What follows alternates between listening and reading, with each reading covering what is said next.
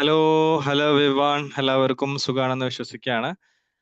വിംബിൾ അക്കാദമിയുടെ കീഴിലായിട്ട് സംഘടിപ്പിക്കുന്ന ഒരു ഫ്രീ വെബിനാറിലാണ് നമ്മളെല്ലാവരും സംബന്ധിച്ചിട്ടുള്ളത്. വ്യത്യസ്തമായിട്ടുള്ള വിഷയങ്ങളെ അധികരിച്ചുകൊണ്ട് ഓരോ ദിവസവും വ്യത്യസ്തമായിട്ടുള്ള മേഖലകളിൽ പ്രാഗൽഭ്യം തെളിയിച്ച ആളുകൾ ഇവിടെ നമുക്ക് ബോധവൽക്കരണ സെഷനുകൾ നമുക്ക് നൽകി വരുന്നു. അതുമായി ബന്ധപ്പെട്ട് ഒരുപാട് നോളജുകൾ നമുക്ക് ഷെയർ ചെയ്യാനും നമ്മളുടെ സ്കില്ലുകളെ അപ്ഗ്രേഡ് ചെയ്യാനും അതേപോലെ തന്നെ നമുക്ക് കൂടുതൽ കോൺഫിഡൻ്റ് ആകാനും സാധിക്കുന്നു എന്നുള്ളതാണ്. കഴിഞ്ഞ കുറച്ച് നാളുകളായിട്ട് നിസാവ് സാറിൻ്റെ കീഴിലായിട്ട് ഒരുപാട് തെറാപ്പികളെ കുറിച്ചിട്ടുള്ള സെഷനുകൾ കഴിഞ്ഞു പോയിട്ടുണ്ടായിരുന്നു. ഇന്ന് നമ്മൾ ടീനേജ് ആങ്സൈറ്റിയുമായി ബന്ധപ്പെട്ടിട്ടുള്ള ഒരു സെഷനാണ് ഇന്ന് നമ്മളിവിടെ ഡിസ്കസ് ചെയ്യാൻ ഉദ്ദേശിക്കുന്നത്. CBTയും DBTയും അടക്കമുള്ള വ്യത്യസ്തമായിട്ടുള്ള വിംബിൾ അക്കാദമിയിലെ കോഴ്സുകൾക്ക് നേതൃത്വം വഹിക്കുന്ന നിസാബ് അഹമ്മദ് കുട്ടി സാറാണ് ഇന്നത്തെ ഈ ഒരു ഫ്രീ സെഷൻ ലീഡ് ചെയ്യുന്നത്. സാർ കാലിക്കറ്റ് സ്വദേശിയാണ്. അതേപോലെ തന്നെ ഇപ്പോൾ അബുദാബിയിൽ നിന്നാണ് സംസാരിക്കുന്നത്. ഈ ഒരു പ്ലാറ്റ്ഫോമിൽ നിസാബ് സാറിനെ കുറിച്ച് പ്രത്യേകിച്ച് പരിചയപ്പെടുത്തേണ്ട ആവശ്യമില്ല. എന്നിരുന്നാലും പുതുതായി ആരെങ്കിലുമൊക്കെ ജോയിൻ ചെയ്തിട്ടുണ്ടെങ്കിൽ അവർക്ക് മുന്നിൽ സാറിനെ ഒന്ന് പരിചയപ്പെടുത്തിയതാണ്. അപ്പോൾ ഇന്നത്തെ ഈ ഒരു സെഷൻ എല്ലാവർക്കും ഉപകാരപ്പെടട്ടെ. ഇതേപോലെ തന്നെ നമ്മളുടെ എല്ലാ സെഷനുകളിലും അതേപോലെ തന്നെ നമ്മൾ സംഘടിപ്പിക്കുന്ന വർക്ക്ഷോപ്പുകളിലും കോഴ്സുകളിലുമൊക്കെ ജോയിൻ ചെയ്യുന്ന എല്ലാ പ്രിയപ്പെട്ട പാർട്ടിസിപ്പൻസിനും എല്ലാവിധ സന്തോഷങ്ങളും സ്നേഹങ്ങളും അറിയിച്ചുകൊണ്ട് ഈ ഒരു സെഷനിലേക്ക് എല്ലാ പ്രിയപ്പെട്ട ലേണേഴ്സിനെയും ഹൃദ്യമായി സ്വാഗതം ചെയ്യുകയാണ്. അതോടൊപ്പം ഈ ഒരു സെഷൻ ലീഡ് ചെയ്യുന്നതിന് വേണ്ടിയിട്ട് ബഹുമാന്യനായിട്ടുള്ള ഫാക്കൽറ്റി നിസാവ് സാറിനെ വളരെ സ്നേഹത്തോടെ ഞാൻ ഇൻവൈറ്റ് ചെയ്യുന്നു. നിസാവ് സാർ പ്ലീസ്.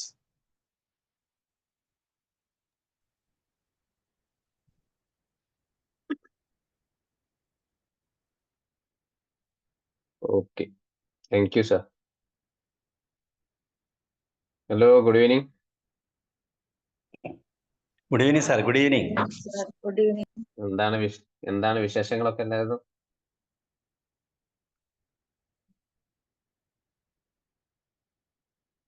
നാളെ പെരുന്നാള് നാട്ടില് ശനിയാഴ്ച ആണല്ലോ പെരുന്നാൾ. നമുക്ക് നാളെയാണ് പെരുന്നാൾ ആഘോഷമൊക്കെ സൈഡിൽ കൂടെ പോകുന്നുണ്ടല്ലോ അല്ലേ?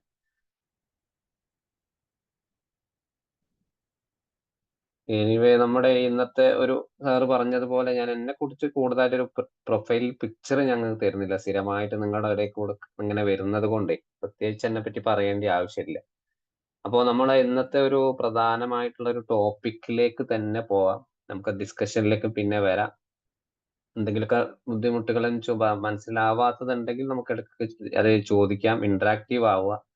നല്ല ഒരു മണിക്കൂർ എന്താണ് നമുക്ക് കിട്ടുന്ന എന്താണ് ഒരു നോളജ് ഹബ്ബ്. സാർ എപ്പോഴും പറയാവുന്ന പോലെ നോളജ് ഹബ്ബ് തന്നെയാണ് ഇത്. അപ്പൊ നിങ്ങളുടെ നോളജുകൾ മാക്സിമം നിങ്ങളും ഷെയർ ചെയ്യുക. അപ്പൊ എന്താണ് അതിലുണ്ടാവുന്ന തെറ്റിദ്ധാരണകളും ശരിയായതൊക്കെ ഏകദേശം എങ്ങനെയാണ് എന്നുള്ളത് നമുക്ക് മനസ്സിലാക്കാൻ പറ്റും. അപ്പോ ഈ ഒരു ടോപ്പിക്കിനെ കുറിച്ച് ചിലപ്പോൾ നിങ്ങൾ ഒരുപാട് കേട്ടിട്ടുണ്ടാവും, അറിഞ്ഞിട്ടുണ്ടാവും. നമ്മൾ ഒരുപാട് എൻ്റെ ഒരു 2-3 സെഷൻ തന്നെ നമ്മൾ മുമ്പ് ഇവിടെ ഡിസ്കസ് ചെയ്തിട്ടുണ്ടായി മുമ്പ്, ആങ്സൈറ്റിയുമായിട്ട് റിലേറ്റഡ് ആയിട്ടുള്ള കാര്യം.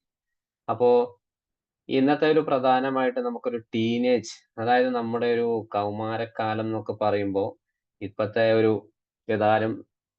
സാധാരണ നമ്മളൊരു ടീനേജ് യുഗം എന്ന് പറയുന്നത് വല്ലാത്ത മാറ്റങ്ങളുടെ ഒരു സമയമാണ്. സാധാരണയായിട്ട് നമ്മളെ കുട്ടികളിൽ ഉണ്ടാവുന്ന ആ സമയത്ത് ഒരുപാട് പ്രയാസങ്ങൾ ആ സമയത്ത് അവരുടെ ലൈഫിൽ സാധാരണ നമ്മൾ കാണാറുണ്ട്.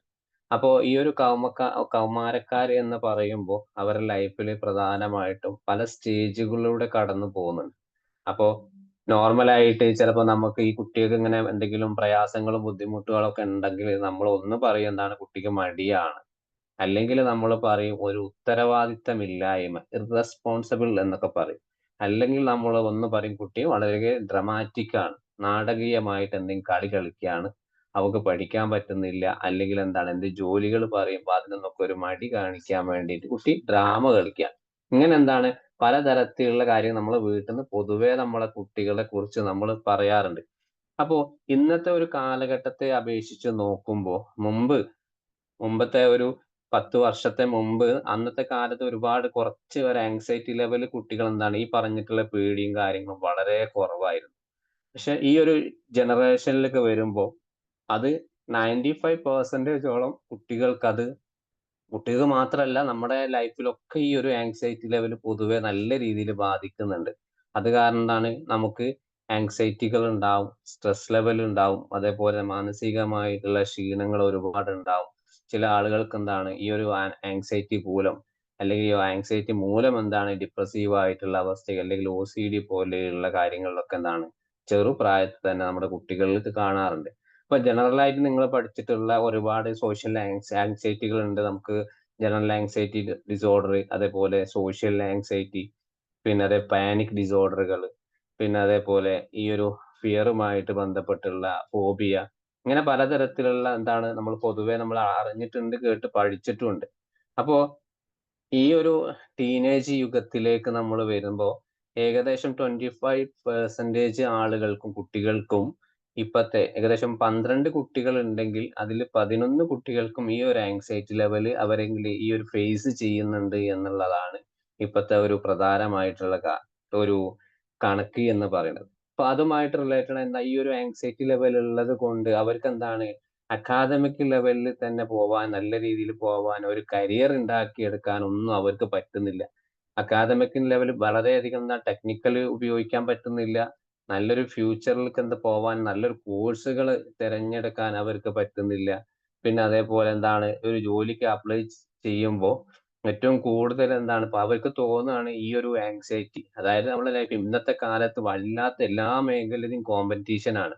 അപ്പൊ എന്താണ് എനിക്ക് അതൊന്നും പറ്റില്ല, ഞാൻ ഒരിക്കലും എന്താണ് അതുകൊണ്ട് എത്തില്ല എന്നുള്ളത് അതൊരു നോർമൽ ആയിട്ടുള്ള തോട്ട് ഇങ്ങനത്തെ ആ കുട്ടികൾക്കുണ്ട്. അതേപോലെ തന്നെയാണ് എങ്ങനെയെങ്കിലും ഒന്ന് പിടിച്ചു നിൽക്കണമെങ്കിൽ എന്താണ് അക്കാദമിക്കിൽ എന്താണ് നല്ല രീതിയിൽ എനിക്ക് നല്ല മാർക്കുകൾ വേണം, അല്ലെങ്കിൽ നല്ല നല്ല കോഴ്സുകൾ ഞാൻ എടുത്ത് പഠിക്കണം, അല്ലെങ്കിൽ എന്താണ് എനിക്കൊരു കരിയറിലേക്ക് പോകണമെങ്കിൽ എന്താണ് ഞാൻ നല്ല ടെക്നിക്കൽ ആയിട്ട് എന്തെങ്കിലും പഠിച്ചുകൊണ്ടിരിക്കണം. ഇങ്ങനെയുള്ള പലതരത്തിലുള്ള ഒരു ചിന്തകൾ കാരണം എന്താണ് അവര് ഒരു ആങ്സൈറ്റി ലെവലിലേക്ക് പോവാനുള്ള സാധ്യതകൾ കൂടുതലാണ്. പിന്നെ അതേപോലെ എന്താ അവർക്ക് തോന്നുകയാണ് എല്ലാ സമയത്തും ഏതൊരു നിമിഷത്തിലും ഞാൻ മികച്ചതായിരിക്കണം, വളരെയധികം പെർഫെക്റ്റ് ആയിരിക്കണം, എന്നാൽ മാത്രമേ എനിക്ക് മുന്നോട്ട് പോവാൻ കഴിയൂ. അതേപോലെ എന്താണ് അവര് ഇന്നത്തെ ഒരു യുഗത്തിൽ ഈ ഒരു കാലഘട്ടത്തിൽ ഈ ഒരു ആങ്സൈറ്റി എന്ന് പറയുന്നത് എന്താണ് സാധാരണ ഒരു ചർച്ച ചെയ്യുന്ന ഈ ഒരു ടീനേജിന്റെ ഇടയിൽ ആങ്സൈറ്റി എന്ന് പറയുന്നത് ഒരു ചർച്ചാ വിഷയമാണ്. എന്താണ് ഒരു ആങ്സൈറ്റി? അതൊരു എനിക്കെപ്പോഴും ഒരു ആങ്സൈറ്റി ഉണ്ട്, അല്ലെ എനിക്കൊരു പേടിയുണ്ട്, ഇങ്ങനെയുണ്ട് അവർക്കിടയിൽ തന്നെ വളരെയധികം ഡിസ്കസ് ചെയ്യുന്ന ഒരു സമയമാണ്. പിന്നെ എന്താണ് ഈ ഒരു ആങ്സൈറ്റി ഉള്ളത് കൊണ്ട് അവർക്ക് പ്രധാനമായിട്ടും ഹെൽപ്ലെസ്നെസ്, എനിക്ക് ഒന്നിനും കഴിയില്ല, അല്ലെങ്കിൽ ഞാനത് പോയാൽ ബുദ്ധിമുട്ടാവും എന്നിങ്ങനെ പലതരത്തിലുള്ള ചിന്തകളും അവർക്കുണ്ടാവും. കാരണം എന്താണ് അവർക്ക് ഇത് ചെയ്യാൻ കഴിയില്ല എന്നുള്ള ഒരു വിശ്വാസം അവരെ ബ്രെയിനെ ബാധിക്കുക. കാരണം ഏറ്റവും കൂടുതൽ ആങ്സൈറ്റി എന്ന് പറയുന്നത് നമ്മൾ കണ്ടിട്ടുണ്ടാവും, അല്ല കേട്ടിട്ടുണ്ടാവും, സെറാട്ടോൺ അല്ലെങ്കിൽ ഡോപ്പമൈന്റെ ആ ഒരു ഉൽപാദനം അല്ലെങ്കിൽ ഇൻക്രീസ് ആവുക, ഡിക്രീസ് ആവുക എന്നുള്ള ആ സിറ്റുവേഷൻ ബ്രെയിനെ ഏറ്റവും കൂടുതൽ ബാധിക്കുന്നതാണ് ആങ്സൈറ്റി. ആ ആങ്സൈറ്റി നേരെ എന്താണ് അവരെ ചിന്തയിലേക്ക് പോകും. ആ ചിന്തയിൽ എന്താണ് പ്രവർത്തനങ്ങൾ എന്താണ് ബിഹേവിയറിലേക്ക് കൊണ്ടുവരാൻ പറ്റുന്നില്ല, അവിടെ സ്റ്റക്കായി അങ്ങനെ നിൽക്കും. ഇതേപോലെയാണ് ഈ ഒരു ആങ്സൈറ്റി ഉള്ള കുട്ടികൾ പ്രത്യേകിച്ച് പലതരത്തിലുള്ള പ്രയാസങ്ങൾ അവര് കടന്നു പോകുന്നത്. അപ്പോ ഈ ഒരു ആങ്സൈറ്റി എന്ന് പറയുന്നത് പ്രധാനമായിട്ടും ഒരു വറീസ് ആണ്, അല്ലെങ്കിൽ ഒരു ഫിയർ ആണ്, ഒരു സ്ട്രെസ് ആണ്. കുട്ടികൾ ചിന്തിക്കുന്നത് എന്താണ് ഒരു ആങ്സൈറ്റി, ഒരു ഉത്കണ്ഠ എന്ന് നമുക്ക് ഏറ്റവും കൂടുതൽ നമുക്ക് മനസ്സിലാകുന്നത് കുട്ടി എപ്പോഴും ടെൻഷൻ അടിക്കുകയാണ്, അല്ലെങ്കിൽ എന്താണ് ഏതെങ്കിലും ഒരു കാര്യത്തിന് എപ്പോഴും പേടിയാണ്, പുറത്തേക്ക് ഇറങ്ങാൻ ഒരു പേടി, അല്ലെങ്കിൽ ആളുകളോട് സംസാരിക്കാൻ ഒരു പേടി, പിന്നെ അതേപോലെ എപ്പോഴും ഒരു സ്ട്രെസ് ലെവൽ കൂടുകയാണ്. എന്തെങ്കിലും പ്രഷർ നമ്മൾ ചിലപ്പോൾ നോർമലായി നമ്മുടെ വീട്ടിൽ നല്ല പാരന്റ് ആയിരിക്കും. എന്താണ് ആ പാരന്റ് നല്ല കുട്ടിക്ക് നല്ല ഫ്രീഡം കൊടുത്തിട്ട് കുട്ടികൾക്ക് പോലും സ്ട്രെസ് ലെവൽ വല്ലാതെ കൂടും. എന്തുകൊണ്ടാണ് ആ ഒരു സ്ട്രെസ് ലെവൽ കുട്ടികൾക്ക് വരുന്നത്? എന്നെ പാരന്റ് വല്ലാത്ത രീതിയിൽ നോക്കുന്നുണ്ട്, അവർക്കനുസരിച്ച് എനിക്ക് എന്താണ് പെർഫോം ചെയ്യാൻ പറ്റുന്നില്ല. ആ ഒരു ടെൻഷൻ വരും. പാരന്റ് എന്താണ് വളരെ പോസിറ്റീവായി പറഞ്ഞു കൊടുക്കും, അതൊന്നും ഒരു വിഷയമല്ല എന്നുള്ളത്. എങ്കിൽ പോലും എന്താണ് ഈ കുട്ടിയിലുണ്ട് ഈ സ്ട്രെസ് ലെവൽ കാരണം ഓവർ തിങ്കിങ് കൂടും, വല്ലാതെ അങ്ങോട്ട് പ്രയാസത്തിലേക്ക് ഇങ്ങനെ പോകാനുള്ള സാധ്യതകളുണ്ട്. അപ്പൊ പിന്നെ അതേപോലെയാണ് ഈ ഒരു ആങ്സൈറ്റി ഉള്ള കുട്ടികൾ കോൺഫിഡൻസ് ലെവല് വളരെയധികം കുറയാണ്. പ്രധാനമായിട്ടും എന്താണ് ഒരു ഡിസിഷൻ മേക്കിങ്ങിലേക്ക് അവർക്ക് എത്താൻ പറ്റുന്നില്ല. പ്രധാനമായും ഒരു +2 കഴിഞ്ഞിട്ടുള്ള ഒരു കുട്ടിയാണെങ്കിൽ, അല്ലെങ്കിൽ SSLC കഴിഞ്ഞിട്ടുള്ള കുട്ടിയാണെങ്കിൽ ഏത് കോഴ്സ് എടുക്കണം, അല്ലെങ്കിൽ ഏത് സബ്ജക്ട് എടുക്കണം പോലും പാരന്റിനെ ഒരു ഡിപ്പെൻഡ് ചെയ്യുന്ന ആ ഒരു ലെവലിലായിരിക്കും. കൂടുതൽ പാരന്റും ഉപദേശിക്കും അത് എടുത്താൽ മതി, ചിലപ്പോൾ ഫോഴ്സ് ചെയ്യും. പക്ഷെ ഏതെങ്കിലും കുട്ടികൾക്ക് എന്താണ് ഇഷ്ടം എന്ന് പറയാനുള്ള ചില, പ്രത്യേകിച്ചും കുറെ കുട്ടികൾക്ക് എന്താണ് ഇത് പറ്റുന്നില്ല, ഈ ഒരു ആങ്സൈറ്റി ലെവലും അവർക്ക് ഉള്ളത് കൊണ്ടും. പിന്നെ അതേപോലെ എന്താണ് അവർക്ക് എന്താണ് എപ്പോഴും ഒരു പ്രവർത്തനങ്ങൾ, അതായത് അവർക്ക് എപ്പോഴും തോന്നുന്നത് തന്റെ മുമ്പിലുള്ള എല്ലാ പ്രയാസങ്ങളും തടസ്സം പോലെ നിൽക്കാന്ന് അവർക്ക് തോന്നും. ഈ ആങ്സൈറ്റി ഉള്ള ആളുകൾ, കുട്ടികൾക്ക് അവർക്ക് ഒരു കാര്യം ശരിയാവുന്നില്ല, എല്ലാത്തിനും തടസ്സങ്ങൾ മാത്രമാണ് എന്നുള്ള ഒരു ചിന്തകൾ ഉണ്ടാവും. പിന്നെ അതേപോലെ തന്നെ വ്യക്തമായിട്ടുള്ള ഒരു ചിന്തകൾ അവർക്ക് അവരെ മനസ്സിൽ വരില്ല, ഒക്കെ ഒരു ബ്ലോക്ക് ആയിട്ട് എടുക്കുകയാണ്. ഇപ്പൊ പഠിക്കാൻ ഒരു പുസ്തകം എടുത്തിരിക്കുകയാണെന്ന് കുട്ടി വിചാരിക്കുക, ആ കുട്ടിക്ക് പഠിക്കാൻ പറ്റുന്നില്ല. ആ സമയത്ത് പറയും എനിക്ക് എന്തോ ചിന്തകൾ വരുന്നു, അല്ലെങ്കിൽ എന്താണ് എനിക്ക് അത് ഒരു കോൺസെൻട്രേഷൻ കിട്ടുന്നില്ല എന്നിങ്ങനെയുള്ള പലതരത്തിലുള്ള ഈ ഒരു ആങ്സൈറ്റി കാരണം കുട്ടികൾക്ക് നമ്മൾ സാധാരണയായിട്ട് കാണാറുണ്ട്. അപ്പോ ഇതിൽ ഏറ്റവും കൂടുതൽ ഒരു പിന്നെ നമുക്ക് സാധാരണയായിട്ട് ഒരു ഏർലി ട്രിഗേഴ്സ്, നമ്മളെ കുട്ടികളെ ഏറ്റവും കൂടുതൽ നമുക്കൊരു കുട്ടിക്ക് ഒരു ആങ്സൈറ്റി ഉണ്ട്, അതിന് എന്തെങ്കിലും ഒരു കാരണങ്ങൾ നമ്മളെ മുമ്പിൽ ഉണ്ടാവണം, അല്ലെങ്കിൽ എന്താണ് ബിഹൈൻഡ് ആയിട്ട് എന്തെങ്കിലും പ്രയാസങ്ങൾ അവരുടെ ലൈഫിൽ നടന്നിട്ടുണ്ട്, ഒരു ആങ്സൈറ്റി. വെറുതെ ഒരു കുട്ടിക്ക് ഒരു ആങ്സൈറ്റി വരില്ല. അപ്പൊ അതിൽ ഏറ്റവും കൂടുതൽ പ്രധാനപ്പെട്ടതാണ് ഈ അന്നത്തെ ഒരു യുഗത്തിൽ, ഈ ഏജിൽ പാരന്റ് ഫൈറ്റിംഗ് എന്ന് പറയുന്നത്. വീട്ടില് അച്ഛനും അമ്മയും എന്നും അടിയാണ്, അവർക്ക് എന്തൊക്കെയോ പ്രയാസങ്ങളാണ്, പ്രശ്നങ്ങളാണ്. അതിന്റെ ഇടയിൽ ഒരു കുട്ടി വളർന്നു വന്നിട്ടുണ്ടെങ്കിൽ ഇങ്ങനത്തെ കുട്ടികൾക്കാണ് നമ്മൾ നേരത്തെ പറഞ്ഞിട്ടുള്ള എല്ലാ സിംറ്റംസുകളും വരാനുള്ള സാധ്യതകളുണ്ട്. അതേപോലെ സെപ്പറേറ്റീവ് ആയിട്ടുള്ള ഫാമിലിയിൽ നിന്നും വളർന്നിട്ടുള്ള കുട്ടിയാണെങ്കിൽ, പിന്നെ അതേപോലെ എന്താണ്, പിന്നെ ചില സ്കൂളിൽ കുട്ടികളെ കളിയാക്കുക എന്നൊക്കെ, കൂടുതലായിട്ട് കളിയാക്കപ്പെട്ട കുട്ടികളാണെങ്കിൽ ഈ ഈ ഒരു ആങ്സൈറ്റി ലെവൽ അവർക്ക് ഉണ്ടാകും. കാരണം ചിലപ്പോൾ ബോഡി ഷെയ്മിങ് എന്നുള്ള ചെറിയ കാരണങ്ങൾ കൊണ്ട് എന്തെങ്കിലും, അല്ലെങ്കിൽ മറ്റുള്ള കുട്ടികളെ പോലെ കുട്ടിക്ക് പഠിക്കാൻ പറ്റുന്നില്ല, ആ ഒരു കാരണങ്ങളൊക്കെ എന്താ കളിയാക്കപ്പെട്ട് സ്കൂളിൽ നിന്ന് ടീച്ചേഴ്സും വളരെ എന്താണ് അവർ തമാശ പോലെ കുട്ടീനെ എഴുന്നേറ്റ് നിർത്തിയോ കളിയാക്കും.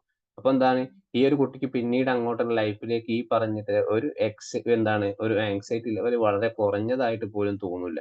പിന്നെ അതേപോലെയാണ് ചില കുട്ടിക്ക് ടീച്ചേഴ്സിനെ വളരെ പേടിയായിരിക്കും. ചെറുപ്രായത്തിൽ പോലും LKG മുതൽ എന്താണ് ചില കുട്ടികൾക്ക് ഭയങ്കര പേടിയായിരിക്കും. ആ ടീച്ചറിന്റെ ആ ആറ്റിറ്റ്യൂഡ് ഒക്കെ തുടക്കത്തിൽ തന്നെ കണ്ടുപിടിച്ചിട്ടുണ്ടെങ്കിൽ അവർ ആ ലൈഫ് തന്നെ എല്ലാ ടീച്ചേഴ്സിനും അവർക്ക് പേടിയായിരിക്കും, സംസാരിക്കില്ല, ഒരു കാര്യം ക്ലാസ് ചോദിക്കില്ല, ഒറ്റക്ക് ഒരു ലോൺലിനെസ് ഫീൽ ചെയ്യുന്നത് പോലെ ഒറ്റയ്ക്ക് ഇരിക്കുക എന്നുള്ളത്. പിന്നെ ഒരു എന്തെങ്കിലും ആക്സിഡന്റ് കുട്ടികളുടെ ലൈഫിലൊക്കെ എന്തെങ്കിലും എന്തെങ്കിലും ബ്രെയിൻ ഇഞ്ചുറി, അല്ലെങ്കിൽ എന്താണ് കൺമുമ്പിൽ എന്തെങ്കിലും കാണുക, ഒരു ബസ് ആക്സിഡന്റോ അല്ലെങ്കിൽ എന്താ ബൈക്ക് ആക്സിഡന്റോ, അതേപോലെ എന്താണ് എന്തെങ്കിലും ഒരു ഫിലിം കാണുന്നതിനിടയ്ക്ക് എന്താണ് ഫിലിമിൽ വല്ലാത്തൊരു ആക്സിഡന്റ് ചില കുട്ടികൾക്ക് മെന്റലി അത് പ്രോബ്ലം ഉണ്ടാക്കാറുണ്ട്. അപ്പോ ആ ഒരു രീതിയിലൊക്കെ എന്തെങ്കിലും ഉണ്ടെങ്കിൽ അത് കുട്ടിയുടെ ബ്രെയിനെ ആദ്യം നമ്മൾ ബാധിക്കും, പിന്നെ ഒരു ആങ്സൈറ്റി ആയിട്ട് പോകും. പിന്നെ അതേപോലെ ചൈൽഡ് അബ്യൂസ് ആണ്. ചൈൽഡ് അബ്യൂസ് എന്ന് പറയും നമ്മുടെ കുട്ടികൾ ആരെങ്കിലും ഒരു അബ്യൂസ് നടത്തിയിട്ടുണ്ടെങ്കിൽ അത് പാരന്റ് ഒന്നും ശ്രദ്ധിച്ചിട്ടില്ല, അല്ലെങ്കിൽ എന്താണ് കുട്ടി ആരോടും പറഞ്ഞിട്ടില്ല, അല്ലെങ്കിൽ പറഞ്ഞിട്ടും എന്താണ് കുട്ടിക്കെതിരെ അല്ലെങ്കിൽ അയാൾക്കെതിരെ ഒരു ആക്ഷനും എടുത്തിട്ടില്ല. അങ്ങനത്തെ കുട്ടികൾക്ക് എന്താണ് ലൈഫ് ലോങ് ആങ്സൈറ്റി ഉണ്ടാവും. പക്ഷെ ഈ ഒരു ആങ്സൈറ്റി അവർക്ക് എന്താണ് ചിലപ്പോൾ പഠനകാലത്തൊന്നും ഉണ്ടാവില്ല. ചില ആളുകൾക്ക് വർഷങ്ങൾക്ക് ശേഷമായിരിക്കും ഒരു ഫാമിലി ലൈഫിലൊക്കെ കയറുമ്പോഴായിരിക്കും ആ ബുദ്ധിമുട്ടുകൾ ഉണ്ടാവുക. പിന്നെ സ്കൂളിലെ സ്ട്രെസ് ലെവല്, അതേപോലെ എക്സാം പ്രഷറുകൾ നമ്മൾ കൊടുക്കുന്ന ഇതൊക്കെ എന്താണ്, പിന്നെ റിലേഷൻഷിപ്പ് ബ്രേക്കപ്പുകൾ, ചില ടീനേജ് യുഗത്തിൽ തന്നെ നല്ല റിലേഷൻഷിപ്പുകൾ ഉണ്ടാവും. അപ്പൊ എന്താണ് അങ്ങോട്ടും ഇങ്ങോട്ടും പറഞ്ഞ എന്തെങ്കിലും കാര്യങ്ങൾ തെറ്റും. അപ്പൊ എന്താണ് ഇപ്പത്തെ ഒരു സ്റ്റൈല് തന്നെ എന്താണ് ഒരു ദിവസം ഒരു റിലേഷൻഷിപ്പ് എന്നുള്ളതാണ്. അപ്പൊ ആ ലൈഫിലേക്കൊക്കെ പോകുന്ന കുട്ടികളാവുമ്പോ എന്താണ് വല്ലാത്ത പ്രയാസങ്ങൾ അവർക്ക് ഉണ്ടാവും, പെട്ടെന്ന് അത് അംഗീകരിക്കാൻ പറ്റില്ല. ഇപ്പൊ അടുത്ത കാലത്ത് ഒരു സോഷ്യൽ മീഡിയയിൽ നമ്മൾ കണ്ടില്ലേ, കുട്ടി വളരെയധികം ഒരുപാട് വീഡിയോസും കാര്യങ്ങളൊക്കെ ചെയ്യുന്ന കുട്ടിയാണ്. ആ കുട്ടിക്കെതിരെ ആരോ ഒന്ന് നെഗറ്റീവ് കമന്റ് അടിച്ചു, പിറ്റേന്ന് ആ കുട്ടി ആത്മഹത്യ ചെയ്തു.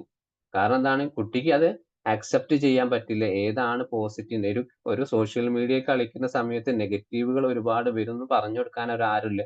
എന്നും കുട്ടിക്ക് പോസിറ്റീവ് നല്ല വ്യൂസും നല്ല കമന്റുകൾ കിട്ടിയ ഒരു കുട്ടിക്ക് സുപ്രഭാതത്തിൽ ഒരാളുടെ നെഗറ്റീവ് അടിച്ചപ്പോൾ ആ കുട്ടിക്ക് അത് താങ്ങാൻ പറ്റിയിട്ടില്ല.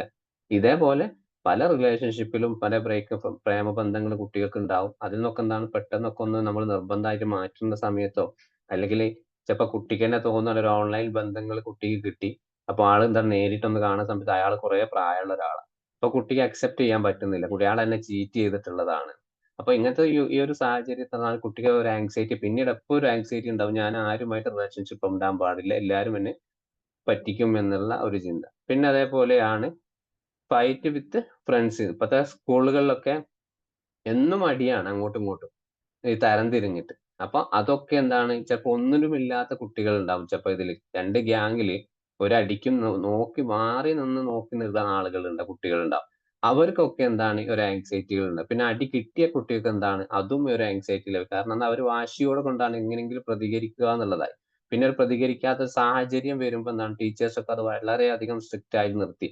അപ്പൊ എന്താണ്, ഈ കുട്ടിക്ക് തോന്നുകയാണ് എനിക്കൊന്നും ചെയ്യാൻ പറ്റിയില്ലല്ലോ, ഒന്നും ചെയ്യാൻ പറ്റിയിട്ടില്ല. അത് കാരണം എന്താണ്, ഈ കുട്ടികൾക്ക് എന്താണ് ഒരു ആങ്സൈറ്റി ലെവല് വരാൻ ഉള്ള സാധ്യതകൾ. ഇതാണ് പ്രധാനമായിട്ടും ഈ ഒരു ഏർലി സ്റ്റേജിൽ കുട്ടികൾക്ക് വരാനുള്ള കാര്യങ്ങൾ. പിന്നെ അതിനേക്കാൾ ഏറ്റവും വലിയൊരു ഇമ്പോർട്ടന്റ് ഉള്ള കാര്യമാണ് നമ്മുടെ ഈ ഒരു സോഷ്യൽ മീഡിയയുടെ ഇമ്പാക്ട് എന്ന് പറയുന്നത്. ഏറ്റവും കൂടുതൽ എന്താണ് സോഷ്യൽ മീഡിയയിൽ അവർക്ക് എന്താണ് തെറ്റായിട്ടുള്ള ഒരുപാട് ആളുകളെ കിട്ടുക, ഫ്രണ്ട് സർക്കിള്. അത് അവർക്ക് ശരിയാണോ തെറ്റാണോ എന്നൊന്നും അറിയില്ല. സൈബർ ബുള്ളിങ് എന്ന് പറയുന്ന കളവ് പറഞ്ഞിട്ട് എന്താണ് കുട്ടികളെ വശീകരിക്കുക. അപ്പൊ എന്താണ്, അവര് ഫോട്ടോ ഇടും, പലതരത്തിലുള്ള ഫോട്ടോ അവർക്ക് ഇട്ട് കൊടുക്കും. പിന്നീട് എന്താണ്, അയാളത് മിസ്യൂസ് ചെയ്യുന്ന സമയത്ത് കുട്ടിക്ക് അത് ഹാൻഡിൽ ചെയ്യാൻ പറ്റുന്നില്ല. ഹാൻഡിൽ ചെയ്യാൻ പറ്റുന്നില്ലാത്ത സാഹചര്യത്തിലാണ് ചിലപ്പോൾ ഫോട്ടോ, ചിലപ്പോൾ ആ കുട്ടി സൂയിസൈഡ് തോട്ടുകൾ ഉണ്ടാവും, ചിലപ്പോൾ ചെയ്തു എന്ന് വരും സഹിക്കാൻ പറ്റാത്തത് കൊണ്ട്.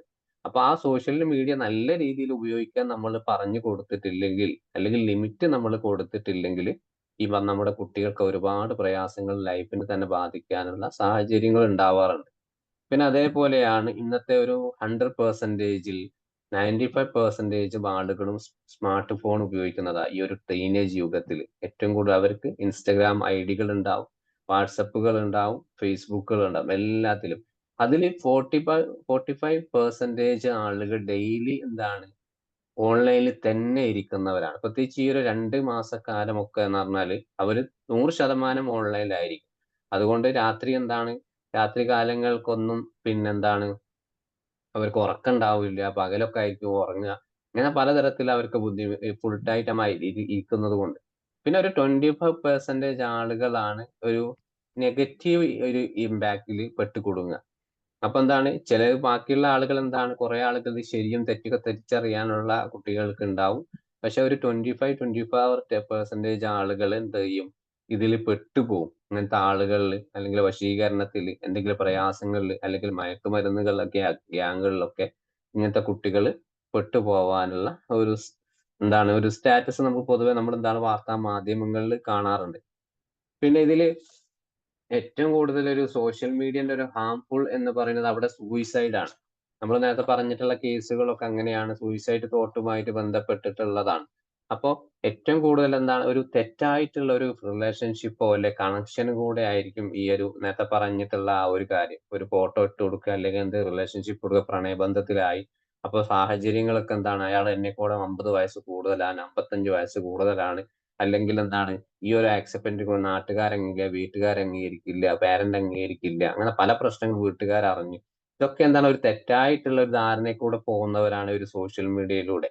അപ്പൊ എന്താണ് യഥാർത്ഥ ജീവിതത്തിൽ എന്താണ് ഇവർക്ക് ലൈഫിൽ ഏതാണ് യാഥാർത്ഥ്യം, ഏതാണ് തെറ്റ് എന്ന് അവർക്ക് പറയാനോ മനസ്സിലാക്കാനോ അതിനെതിരെ പ്രതികരിക്കാനോ അവർക്ക് കഴിയുന്നില്ല. പിന്നെ അതിൽ പ്രധാനപ്പെട്ട ഒന്നാണ് അവോയ്ഡ് ആൻഡ് ഡിസ്കംഫേർട്ട് എന്നത്. അസൗകര്യങ്ങൾ ഒഴിവാക്കുക എന്നുള്ളതാണ്. കുട്ടികൾ ഏറ്റവും എളുപ്പത്തിൽ എന്താണ് ചില അനുവദിക്കാൻ, അതായത് പിന്നെ അവർക്ക് ഏറ്റവും റിസ്ക് ഒന്നും ചെയ്യാൻ പറ്റും. ഇപ്പത്തെ കുട്ടികൾ അങ്ങനെയല്ലോ. റിസ്ക് ആയിട്ട് ഏറ്റവും കുറച്ച് പണി കൂടുതലുള്ള കാര്യങ്ങൾ അവർ ചെയ്യില്ല. ഏറ്റവും എളുപ്പത്തിൽ എന്താണ് അവർക്ക് ചെയ്യാൻ പറ്റുന്നത് അതാണ് അവർക്ക് അവർ ചെയ്യുക. കുറച്ച് പണി കൂടുതൽ എന്തെങ്കിലും ക്രാഫ്റ്റോ ഡ്രോയിങ് അങ്ങനത്തെ പരിപാടിക്കൊന്നും അവരെ കിട്ടില്ല. പെട്ടെന്ന് കിട്ടുന്ന മൊബൈൽ ഗെയിംസുകളാണ്. അവർ അതിലേക്ക് എന്താണ്, അവരിങ്ങനെ നമ്മുടെ ആ കൈകൊണ്ട് ഇങ്ങനെ പ്രസ് ചെയ്താൽ അതിൽ ആയിക്കോളും. പിന്നെ അതേപോലെ പിന്നെ പെട്ടെന്ന് ഇൻസ്റ്റഗ്രാമിൽ വീഡിയോ ഇടുക, ചാറ്റ് ചെയ്യുക. ഇതൊക്കെ എന്താണ് എളുപ്പം ഈസി ആയിട്ട് അവർക്ക് ചെയ്യാൻ പറ്റുന്ന സോഷ്യൽ മീഡിയയിൽ. അപ്പൊ അത് അതേപോലെ നല്ലൊരു കണ്ടന്റ് ഉണ്ട് വീഡിയോ ചെയ്യാൻ എന്താണ് ഇങ്ങനത്തെ കുട്ടികൾക്ക് പറ്റുന്നില്ല. അവർക്ക് അതിന്റെ കോൺസെൻട്രേഷൻ ഇല്ല, അറ്റൻഷൻ ഇല്ല. പിന്നെ അതേപോലെയാണ് സ്ലീപ്പിന്റെ പ്രശ്നങ്ങൾ. രാത്രി ഈ ഒരു സോഷ്യൽ മീഡിയന്റെ ഉപയോഗം കാരണം കറക്റ്റ് ആയിട്ട് ഉറങ്ങാൻ പറ്റുന്നില്ല. പിന്നെ അതേപോലെ അവർക്ക് പിന്നെ ഈ പറഞ്ഞിട്ടുള്ള പല മാനസികമായിട്ടുള്ള ചില രാവിലെ എഴുന്നേറ്റാൽ എന്താണ് നമ്മൾ പറഞ്ഞിട്ടില്ല ഒരു സിംറ്റംസുകൾ അവർക്ക് ഉണ്ടാവും. അതായത് അവർക്ക് തലവേദനകളും എപ്പോഴും തലവേദന, വയറുവേദന, കാലുവേദന. പക്ഷെ അതിനൊന്നും വ്യക്തമായിട്ടുള്ള ഒരു റീസൺ ഉണ്ടാവില്ല. ഇങ്ങനത്തെ കുട്ടികൾ ഏറ്റവും കൂടുതൽ സോഷ്യൽ മീഡിയ അല്ലെങ്കിൽ മൊബൈൽ നമ്മൾ തന്നെ കുറച്ച് ഒരു തുടർച്ചയായിട്ട് ഇപ്പൊ ഒരു സെഷനിൽ ഇരിക്കാന്ന് വിചാരിച്ചു. ഇങ്ങനെ നോക്കിക്കാണ് ലാപ്പിലേക്ക് അല്ലെങ്കിൽ നമ്മുടെ ക്ലാസ് എടുക്കുന്ന ആളെ മുഖത്തേക്കോ അല്ലെങ്കിൽ ആ സ്ലൈഡിലേക്കോ നമുക്ക് തന്നെ ഒരു തലവേദന ഉണ്ടാവും. നമ്മുടെ അറ്റൻഷൻ തന്നെ പോകും. മാക്സിമം എന്താണ് ഒരു കുട്ടികൾക്ക് ഒരു സാധാരണ നോർമൽ ആയിട്ടുള്ള ഒരാൾക്ക് 15-20 മിനിറ്റ് ആണ് ഒരു ക്ലാസ്സിൽ ഒരു അറ്റൻഷൻ കിട്ടുക. ആ അറ്റൻഷൻ കഴിഞ്ഞാൽ പിന്നെ എന്താണ് നമുക്ക് എന്താണ് ജസ്റ്റ് ഒന്ന് റിലാക്സ് എടുത്തിട്ട് 2-3 റിലാക്സ് തിരിച്ചു അതിലേക്ക് തന്നെ വരും. പിന്നെ 2 മണിക്കൂർ 3 മണിക്കൂർ അറ്റൻഷൻ എടുക്കുന്ന ആളുകൾ ഉണ്ട് ട്ടോ. വളരെയധികം ശ്രദ്ധയോടെ കിട്ടുന്ന ആളുകളുണ്ട്. പക്ഷെ നോർമൽ 10-15 മിനിറ്റ് ഇപ്പൊ നമ്മൾ തന്നെ ഈ ക്ലാസ് എടുക്കുന്നത് ഒരു 15 മിനിറ്റ് കഴിഞ്ഞാൽ നമ്മുടെ അറ്റൻഷൻ തെറ്റും. വേറെ ഏതെങ്കിലും ശ്രദ്ധയിലേക്ക് പോകും. അപ്പോ ഒരു ബിഹേവിയർ ഇഷ്യൂസുമായിട്ട് വരുന്ന കുട്ടികൾ നമ്മുടെ മുമ്പിൽ ഇരിക്കുമ്പോൾ നമ്മൾ ആദ്യം എന്താണ് ശ്രദ്ധിക്കേണ്ടത് കൗൺസിലിംഗ് സെഷനിൽ? നമ്മുടെ മുമ്പിൽ ആ കുട്ടി ഇരിക്കുമ്പോ നമ്മുടെ മുമ്പിൽ നിന്നും ആ കുട്ടി എത്ര തവണ എഴുന്നേറ്റ് പോയി? അല്ലെങ്കിൽ നമ്മുടെ മുമ്പിൽ ഇരിക്കുമ്പോ കുട്ടി എന്തൊക്കെ പ്രവർത്തനങ്ങളാണ് ചെയ്യണത്? ഒബ്സർവ് എന്ന് പറഞ്ഞിട്ടുള്ള ഒരു കാര്യമാണ് പ്രധാനമായും കുട്ടികൾക്ക് മുമ്പിൽ നമുക്ക് ചെയ്യാനുള്ളത്. അവരുടെ ലൈഫിൽ അവരെന്തൊക്കെയാണ് ചെയ്യുന്നത്? ഈ ഒരു ആങ്സൈറ്റി പോലെ നമുക്ക് തിരിച്ചറിഞ്ഞു എന്ന് വിചാരിക്കുക. അവർക്ക് എത്രത്തോളം ബുദ്ധിമുട്ടുകൾ അവരുടെ ലൈഫിലുണ്ട്. അത് നമ്മളെക്കൊണ്ട് അതായത് നമ്മളെ വീട്ടിലുള്ള ആള് പാരന്റ് എന്നുള്ള നിലയിൽ നമുക്കെന്താണ് ഒരു കൗൺസിലറുടെ അടുത്തോ, ഒരു തെറാപ്പിസ്റ്റിന്റെ അടുത്തോ നമ്മള് പോവണ്ട. നമ്മുടെ കുട്ടികള് രാവിലെ സ്കൂളിൽ പോയി കഴിഞ്ഞാൽ അവര് ആരൊക്കെമായിട്ട് കോണ്ടാക്ട് ഉണ്ട്? സ്കൂളിൽ കറക്റ്റ് ആയിട്ട് എത്തുന്നുണ്ടോ? എത്ര പാരന്റ് ശ്രദ്ധിക്കുന്നുണ്ട്? രാവിലെ കുട്ടികളെ പറഞ്ഞിട്ട് കുട്ടികള് സ്കൂളിൽ എത്തിയിട്ടുണ്ടോ? അല്ലെങ്കിൽ വൈകുന്നേരം സ്കൂൾ വിട്ട് കറക്റ്റ് വീട്ടിലെത്തിയിട്ടുണ്ടോ? അവർക്കറിയും ഈ സമയത്ത് വരും. പിന്നെ ഡിപ്പെൻഡ് ഓഫ് ടൈം അങ്ങോട്ടൊക്കെ മാറും. പക്ഷെ ഇതിലിടക്ക് എന്താണ്? അവൻ വരും. അവന് +2 പഠിക്കുന്ന ഒരു കുട്ടിയല്ലേ. അവനെപ്പോ എന്ത് ശ്രദ്ധിക്കാൻ? അവൻ വലിയ കുട്ടിയല്ലേ. അതേപോലെ എന്താണ് പെൺകുട്ടികളുടെ കാര്യത്തിലാണ്. അവളൊരു പെൺകുട്ടിയാണ്. അവൾക്ക് ഒരുപാട് ഫ്രണ്ട്സ് ഉണ്ട്. അല്ലെങ്കിൽ അടുത്ത വീട്ടിലെ കുട്ടിയുണ്ട്. അവളുടെ കൂടെ വരാനുണ്ട്. അല്ലെങ്കിൽ എന്റെ ഫാമിലി തന്നെയുള്ള ഒരു കുട്ടി അവിടെ കൂടെ വരാനുണ്ട്. അതിനെക്കൊണ്ട് പേടിക്കാനില്ല. അവളൊന്നും എങ്ങോട്ടും പോവില്ല. ആര് പോയി സംസാരിക്കില്ല എന്നുള്ളത്. അപ്പൊ ഇതൊക്കെ നമ്മുടെ മനസ്സിലുള്ള സോറി പാരന്റിന്റെ അതായത് നമ്മുടെ നാട്ടുകാർക്കിടയിൽ നമ്മുടെ കുടുംബത്തിലുള്ള നമുക്കുണ്ടായിരുന്ന ഒരുപാട് തെറ്റിദ്ധാരണകളാണ്. അതാണ് കൺസ്റ്റന്റ് കമ്പാരിസൺ എന്ന് പറയുന്നത്.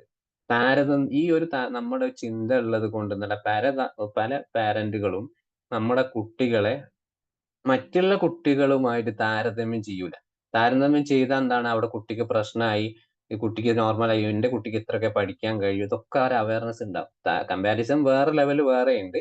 ഒരു കൺസ്റ്റന്റ് കമ്പാരിസൺ എന്ന് പറയുമ്പോൾ എന്താണ് മറ്റുള്ള കുട്ടികളുമായിട്ട് ഒരു കമ്പാരിസൺ ഇല്ലാത്ത ചില പാരന്റുകളുണ്ട്. അതാണ് നമ്മൾ പറയേണ്ടത് തീരെ ശ്രദ്ധയില്ലാത്ത പാരന്റ് ആയിരിക്കും അവര്. കാരണം എന്താ കുട്ടി എങ്ങനെയെങ്കിലുമൊക്കെ ഒന്ന് പോയിക്കോട്ടെ പഠിച്ച് അവന് ഇത്രേ പഠിക്കാനുള്ളൂ. മറ്റുള്ള കുട്ടികൾ പഠിക്കുന്നു ചോദിച്ചിട്ട് എന്റെ മോനെ ഞാൻ ഉപദ്രവിച്ചിട്ട് കാര്യമൊന്നുമില്ലല്ലോ. അപ്പൊ എന്താണ് നമ്മൾ അവന്റെ വഴിക്ക് അങ്ങോട്ട് വിട്ടുവെക്കുക. അല്ല അവളെ വഴിക്ക് അങ്ങോട്ട് പോവട്ടെ എന്നുള്ള ആ ഒരു ചിന്തയിലേക്ക് നമ്മൾ കൊടുക്കുകയാണ്. അതേ സമയത്ത് ഓവറായിട്ട് കമ്പാരിസൺ എന്നാ മറ്റുള്ള കുട്ടി അവളെ കണ്ടു പഠിക്കും, ഇവനെ കണ്ടു പഠിക്കും, നിനക്കെന്താ മാർക്കില്ലാത്ത അവൾക്ക് 100-ൽ 100 ഉണ്ടല്ലോ എന്നുള്ള സ്ട്രിക്റ്റ്ലി ആയിട്ടുള്ള അത് വേറെയുണ്ട്. അപ്പോ ഈ ഒരു കാരണങ്ങൾ കൊണ്ട് എന്താണ് സോഷ്യൽ മീഡിയയിലൊക്കെ എന്താണ് ഇവര് പൂർണ്ണമായിട്ടും അതിലേക്ക് അഡിക്റ്റ് ആവാനുള്ള സാധ്യതകളാണ്.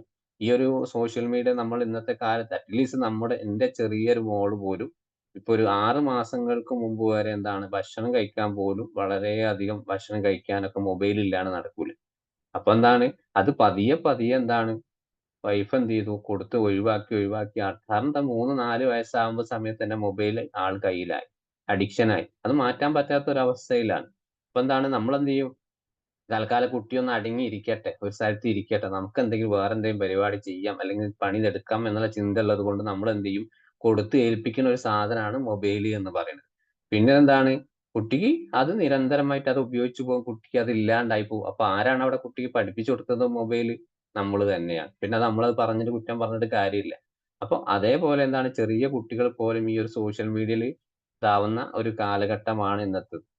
പിന്നെ പ്രധാനമായിട്ടും ഈ ഒരു ആങ്സൈറ്റി ഒരു സീരിയസ് ഒരു പ്രോബ്ലം ആണ് എന്നുള്ളത് നമുക്ക് അറിയാം. അല്ലെങ്കിൽ നമ്മുടെ കുട്ടികൾക്ക് അറിയാം. അപ്പൊ എന്താണ് അവർക്ക് അതൊരു സീരിയസ് വലിയൊരു പ്രശ്നമാണ്. ചിലപ്പോ എല്ലാത്തിനും ഒരു പേടി. അറ്റ്ലീസ്റ്റ് ഒരാളോട് സംസാരിക്കാൻ പേടി. ഒരു എക്സാം ഫിയർ ഉണ്ട് കുട്ടിക്ക്. അല്ലെങ്കിൽ ഈ ഒരു റീസൺ ഉള്ളത് കൊണ്ട് കുട്ടിക്ക് സ്കൂളിൽ പോകാൻ പറ്റുന്നില്ല. ഫ്രണ്ട് സർക്കിൾ വളരെ കുറവാണ്. ഇതെന്താണ് നമ്മൾ തന്നെ എന്താണ് വലിയ രീതിയിൽ അത് പറഞ്ഞ് ഫലിപ്പിച്ച് കുട്ടീനെ എന്താണ് പൂർണ്ണമായിട്ടും ഒരു ആങ്സൈറ്റി ലെവലിലേക്ക് കൊണ്ടുപോകും. ആങ്സൈറ്റി എന്ന് പറയുന്നത് നമ്മുടെ ശരീരത്തിനെ ബാധിക്കുന്നതല്ല. അതെന്താണ് മനസ്സിലെന്താണ് നമ്മളെ ചില ഫിയറിനെ കുറിച്ചോ ചില നേരത്ത് നമുക്കെന്താണ് കാര്യത്തെക്കുറിച്ചോ അല്ലെങ്കിൽ റിയാലിറ്റിയുമായി ബന്ധപ്പെട്ടുള്ള കാര്യങ്ങളെ കുറിച്ച് നമുക്കുണ്ടാവുന്ന ഒരു ഫിയറാണ്. കാരണം എന്താണ് ആങ്സൈറ്റി എന്ന് പറയുന്നത് ഇല്ലാത്തൊരു കാര്യത്തെക്കുറിച്ച് നമ്മൾ തെറ്റിദ്ധാരണയോട് കൂടി അത് കാണുന്നത്. അത് നമ്മൾ പാരന്റ് ആയാലും നമ്മളായാലും ഒരിക്കലും കുട്ടികളെ പറഞ്ഞ് മനസ്സിലാക്കുന്നില്ല. കാരണം ആങ്സൈറ്റി കുട്ടിയെ എക്സാം ഫിയർ ആണ്. അയ്യോ എന്റെ മോൾക്ക് ഭയങ്കര എക്സാം ഫിയർ ആണ്. അവക്കെന്താണ് ഈ എക്സാം എഴുതാൻ പറ്റുന്നത്. ഇത് പറയുന്നതൊക്കെ നമ്മുടെ കുട്ടികൾ കേൾക്കുകയാണ്. അപ്പൊ ആ കേൾക്കുന്ന സമയത്ത് എന്താണ് ആള് വല്ലാത്ത പിന്നീട് പറയാവും എനിക്ക് ഒരിക്കലും ശരിയാവില്ല. എന്റെ ആങ്സൈറ്റി എന്നിൽ നിന്ന് വിട്ടുമാറില്ല എന്നുള്ള ഒരു ചിന്ത അവർക്കുണ്ടാവും. പിന്നെ അതേപോലെ എന്താണ് ഈ ഒരു ആങ്സൈറ്റി എന്താണ് അവർക്ക് തോന്നണം അതിര് കടന്നിട്ടുള്ളതാണ് എന്നുള്ളത്. കുട്ടികൾ തോന്നും എന്റെ ആങ്സൈറ്റി നേരത്തെ പറഞ്ഞ കാര്യം തന്നെ എന്റെ ലൈഫിൽ ഈ ഒരു ആങ്സൈറ്റി ഒരിക്കലും മാറില്ല. അത് അങ്ങനെ തന്നെ ഉണ്ടാവും. അപ്പോ ഇങ്ങനെ ഉണ്ടാവുന്ന സമയത്ത് എന്താ അവരുടെ ഡെയിലി ലൈഫിന് എല്ലാ പ്രയാസങ്ങളും പഠനത്തിലാവും, ജോലിയിലാവും, അല്ലെങ്കിൽ എന്തെങ്കിലും പുതിയ പുതിയ കോഴ്സുകൾക്ക് പോകാൻ അല്ലെങ്കിൽ എന്തെങ്കിലും ആക്റ്റീവ് സ്കിൽ ഡെവലപ്മെന്റുമായിട്ടുള്ള കോഴ്സുകൾ അവർ ചേരും. 1 2 ദിവസം ആ ക്ലാസ്സിലിരിക്കും, തിരിച്ചു പോരും. ഡെയിലി ലൈഫിൽ നിന്ന് അവരെ ഉറക്കത്തെ ബാധിക്കും. ശാരീരികമായിട്ടും മാനസികമായിട്ടുള്ള എല്ലാ പ്രയാസങ്ങൾക്കും അവരെ ബാധിക്കുന്ന കേസുകളാണ്. ഓക്കെ. ഇതുവരെ ഓക്കെ ആണോ? ഓക്കെയാണ് സർ. ഓക്കെ. പിന്നെ അതേപോലെയാണ് നമുക്കിതിന് പ്രധാനമായിട്ട് നമ്മൾ യെസ് ഓക്കെ താങ്ക് യു. അപ്പോ ഇതില് പ്രധാനമായിട്ട് നമുക്ക് ഈ ഒരു സിംറ്റംസുകൾ നമ്മുടെ കുട്ടികളിൽ സാധാരണ ചില കുട്ടികൾ സ്കൂളിൽ പോകുന്ന സമയത്ത് വയറുവേദന ഒക്കെ നമ്മൾ പറയാറുണ്ട്. അപ്പൊ എന്താണ് വെറുതെ ഒരു കുട്ടിയെ വയറുവേദന പറയുമ്പോൾ അത് എന്തെങ്കിലും റീസൺ ഉണ്ടായിരിക്കാം. അല്ലെങ്കിൽ ഭക്ഷണം കഴിച്ചത് എന്തതോ തലേന്ന് കഴിച്ചതിന്റെ ബുദ്ധിമുട്ടോ അല്ലെ അങ്ങനത്തെ കാര്യങ്ങളൊക്കെ ഉണ്ടാവും. നോർമൽ ആയിട്ട് ഒരു കുട്ടി ഒരു ദിവസം പറയാണ്.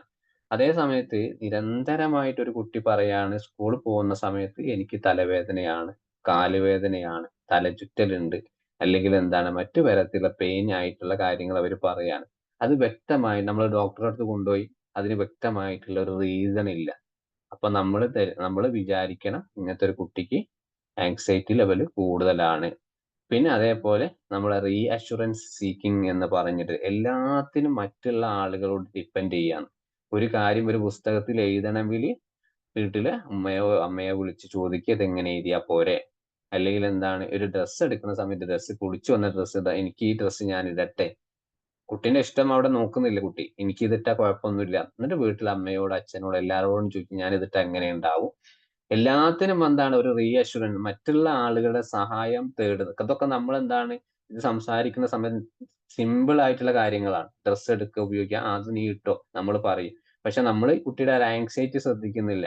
എന്തുകൊണ്ടാ ഒരു 10 11 വയസ്സുള്ള പെൺകുട്ടി ഒരു ആൺകുട്ടി നമ്മളോട് ഈ കാര്യങ്ങളൊക്കെ വന്ന് ചോദിക്കുന്നത്? ഓരോന്നിനും അവർക്ക് സ്വയമായിട്ടൊന്ന് തീരുമാനിക്കാൻ അവരെ ഡെയിലി ലൈഫിലുള്ള ആവശ്യങ്ങൾക്ക് അവർക്ക് സ്വയമായിട്ട് ചെയ്യാൻ പറ്റുന്നില്ല. എന്തുകൊണ്ടാണ് നമ്മൾ ചിന്തിക്കാത്തത്?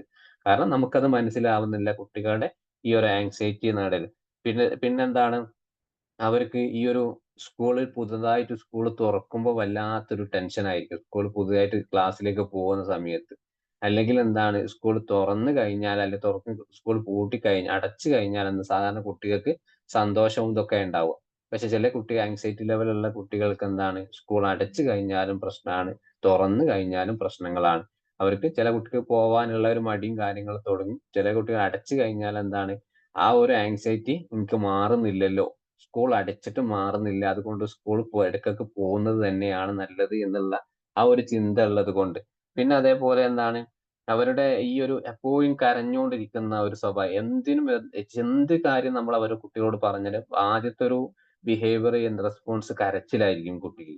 അല്ലെങ്കിൽ നമ്മൾ എന്ത് കാര്യം പറഞ്ഞാലും കുട്ടി ആദ്യം കരയുക. എന്താണ് പിന്നെ അതുപോലെ തന്നെ വാശി കാണിക്കുക, തർക്കുത്തരം പറയുക വല്ലാതെ.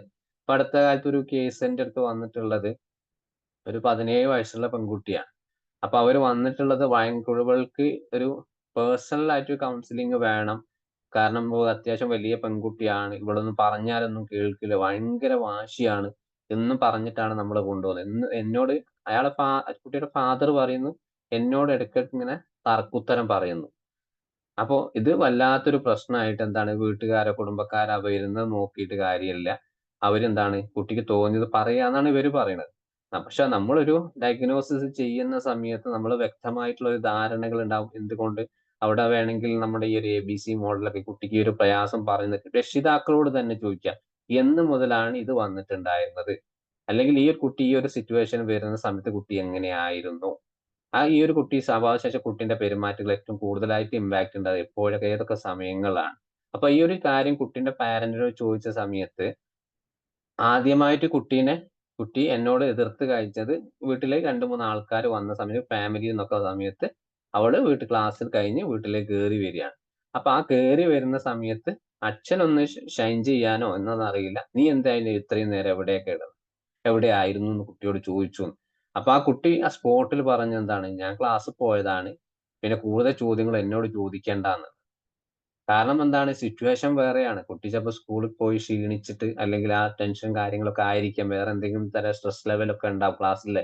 അപ്പൊ ആ സമയത്ത് എന്താണ് വീട്ടിന്ന് അയാളെ ഒരു അധികാര ഭാവത്തിലുള്ള ചോദ്യം കുട്ടിയെ എടുക്കുന്ന കറക്റ്റ് സമയത്ത് വീട്ടിലെത്തിക്കണം.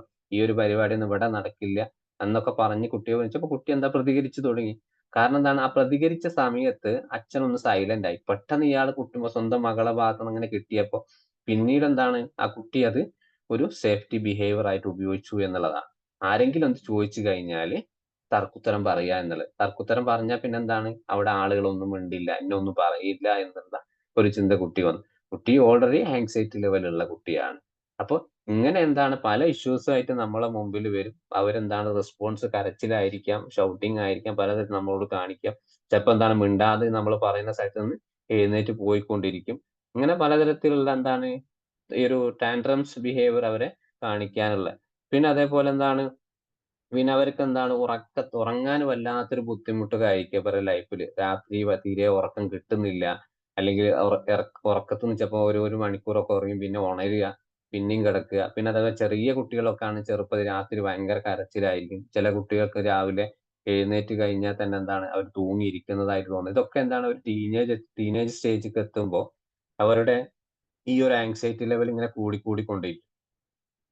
പിന്നെ അതേപോലെ പിന്നെ അടയാളം മീൻസ് പിന്നെ ഈ ഒരു ചിന്ത അവർക്ക് ഉള്ളത് കൊണ്ട് പിന്നെ അവർക്ക് എപ്പോഴും എന്താണ് അവരെ ഏറ്റവും ഏറ്റവും ഇപ്പത്തെ ഒരു അക്കാദമിക് ലെവൽ തന്നെയാണല്ലോ നമ്മുടെ കുട്ടികൾക്ക് ഉണ്ടാവുന്നത്. അപ്പൊ ആ അക്കാദമിക് ലെവൽ എന്താണ് വളരെയധികം എന്താണ് അവര് പെർഫോമൻസ് കുറയും, ഗ്രേഡുകൾ കുറയും. പിന്നെ അത് കാരണം എന്താണ് വീട്ടില് ചിലപ്പോ ഒറ്റക്ക് ഇരിക്കാനുള്ള ആ ഒരു ഒരു അവരെ സ്വഭാവത്തിൽ കാണിക്കും. പിന്നെ അതേപോലെ ഈ ഒരു ആങ്സൈറ്റി ഉള്ളത് കൊണ്ട് ഫ്രണ്ട് സർക്കിളൊക്കെ വളരെ അവർക്ക് കുറയും. സ്കൂളിലൊക്കെ ട്രിപ്പുകൾ കാര്യങ്ങളൊക്കെ പോവാണ് അതിലൊന്നും ഒഴിഞ്ഞു മാറി നിൽക്കും. പിന്നെന്താണ് എന്തെങ്കിലും ആക്ടിവിറ്റീസും കാര്യങ്ങളും സ്കൂളിൽ എന്തെങ്കിലും വരികയാണ് അതിൽ നിന്നൊക്കെ എന്താണ് ആള് മാക്സിമം എന്താണ് മാറി നിൽക്കുക. പിന്നെ ഒരു ചലഞ്ചസും ഒരു ആക്ടിവിറ്റി ഏറ്റെടുക്കാൻ തയ്യാറാവില്ല. പിന്നെ ഈ ഒരു പ്രശ്നം ആങ്സൈറ്റി ലെവൽ കൂടുന്ന സമയത്ത് എന്താണ് പിന്നീട് ഒരു സ്കൂൾ പോവാതിരിക്കുക എന്നുള്ള ഒരു ഏറ്റവും വലിയതായിട്ട് അവരെടുക്കും. ഈ ഒരു രീതിയിലാണ് സാധാരണയായിട്ട് നമ്മൾ കുട്ടികളിൽ കാണാറുള്ളത്. അപ്പൊ ഈ ഒരു ആങ്സൈറ്റി ലെവലിന്റെ സമയത്ത് സാധാരണയായിട്ട് നമ്മള് കുട്ടികളില് മൊത്തത്തിൽ ഒരുപാട് ചേഞ്ചസുകൾ അവരുടെ ശരീരത്തിലുണ്ടാവും.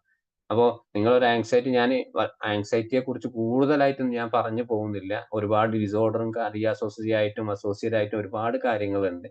പക്ഷെ നമ്മുടെ ടീനേജ് ലെവലിൽ പോകുമ്പോ ഏറ്റവും പ്രധാനമായിട്ടും ഇമോഷണൽ ചേഞ്ചസ് ആണ്. അവർക്ക് ഇമോഷണൽ ചേഞ്ചസ് എന്ന് പറയുമ്പോൾ മാനസികമായിട്ട് വൈകാരികമായിട്ടുള്ള അവരുടെ ഹാപ്പിനെസ്, ഫിയർ, ദുഃഖം അതൊക്കെ പറയുന്ന എല്ലാ ഇമോഷൻസും കറക്റ്റ് ആയിട്ട് പ്രകടിപ്പിക്കാൻ കഴിയുന്നുണ്ടോ? ഒരു കുട്ടിക്ക് നമ്മളൊരു സാധനം വാങ്ങിക്കൊടുത്തു, എന്തെങ്കിലും ഗിഫ്റ്റ് വാങ്ങിക്കൊടുത്തു, ഒരു ഡ്രസ്സ് വാങ്ങിക്കൊടുത്തു. ആ കുട്ടി അത് സന്തോഷത്തോടെ സ്വീകരിച്ച് നമ്മളോട് താങ്ക് യു പറയുന്നുണ്ടോ? അവൾക്ക് ഇഷ്ടത്തോടെ അത് എടുത്തിട്ടുണ്ടോ? എന്ന് നമ്മൾ ശ്രദ്ധിക്കണം. നമ്മൾ വാങ്ങിക്കൊടുക്കേണ്ടത് നമ്മളെ കടമയാണ്. പക്ഷെ അത് കുട്ടി സ്വീകരിച്ചത് ഏത് രീതിയിലാണ് അക്സെപ്റ്റ് ചെയ്തിട്ടുള്ളത്? സന്തോഷത്തോടെയാണോ? അല്ലെങ്കിൽ ആ കുട്ടിയുടെ ആങ്സൈറ്റി എങ്ങനെയാണ് ആ ഇമോഷൻ പ്രകടിപ്പിച്ചത്? അതേപോലെ നമ്മൾ ഏതൊരു കാര്യം നമ്മളെ കുട്ടികൾക്ക് ചെയ്തു കൊടുക്കുമ്പോൾ നമ്മള് പ്രധാനമായും ശ്രദ്ധിക്കുക അവരുടെ വൈകാരികമായിട്ടുള്ള ചേഞ്ചസ് ഏതൊക്കെയാണ്. നമ്മളൊരു കാര്യം അവരോട് പറഞ്ഞു. അത് ആ കുട്ടി നമ്മളോട് എങ്ങനെയാണ് അത് ബിഹേവ് ചെയ്തിട്ടുള്ളത്. പിന്നെ അതേപോലെ ഫിസിക്കൽ ചേഞ്ചസ്. ഫിസിക്കൽ ചേഞ്ചസ് എന്ന് പറയുമ്പോൾ കുട്ടിക്ക് ഡെവലപ്മെന്റ് സ്റ്റേജ് തന്നെയാണ്. ഇപ്പൊ ഈ പൂവർട്ടി സ്റ്റേജ് ഒക്കെ വരുന്ന സമയത്ത് കറക്റ്റ് ആയിട്ട് ഒരു അവയർനെസ് കുട്ടിക്ക് കൊടുത്തിട്ടില്ലെങ്കിൽ, പെൺകുട്ടികൾക്ക് കൊടുത്തിട്ട് പ്രത്യേകിച്ച് പെൺകുട്ടികൾക്ക് കൊടുത്തിട്ടില്ലെങ്കിൽ, ഇപ്പൊ ഒരു 2 വർഷങ്ങൾക്ക് മുമ്പ് ഒരു കുട്ടിയുടെ കേസ് വന്നിട്ടുള്ളത് കുട്ടിക്ക് വല്ലാത്തൊരു ബ്ലീഡിംഗ് ആണ്. ബ്ലീഡിംഗ് വന്നു. ആ കേസ് എന്താണ് ആ സമയത്ത് അവർ ഒരു പിന്നെ ക്ലിനിക്കൽ സൈക്കോളജിസ്റ്റിന്റെ അടുത്ത് കൊണ്ടുപോയി. അപ്പൊ അവർക്ക് ഏകദേശം കാര്യം മനസ്സിലായി. അപ്പൊ അതിനുശേഷം എന്താണ് കുറച്ച് കുട്ടിന്റെ ആ ഒരു മെന്റൽ സ്റ്റാറ്റസ് ഓക്കെ ആയതിനു ശേഷം ഒരു സൈക്കോ തെറാപ്പി കൊടുക്കാൻ വേണ്ടി നമ്മുടെ അടുത്ത് വന്നു. അങ്ങനെ ഈ ഒരു സൈക്കോ തെറാപ്പി കൊടുക്കുന്ന സമയത്ത് തന്നെ നമ്മൾ പാരന്റുമായിട്ട് സംസാരിക്കുന്ന സമയത്ത് അറ്റ്ലീസ്റ്റ് നമ്മുടെ പെൺകുട്ടികൾക്ക് ഒരു പാഡ് എങ്ങനെ വെക്കണമെന്ന് പോലും ആ പാരന്റിന് അറിയില്ല.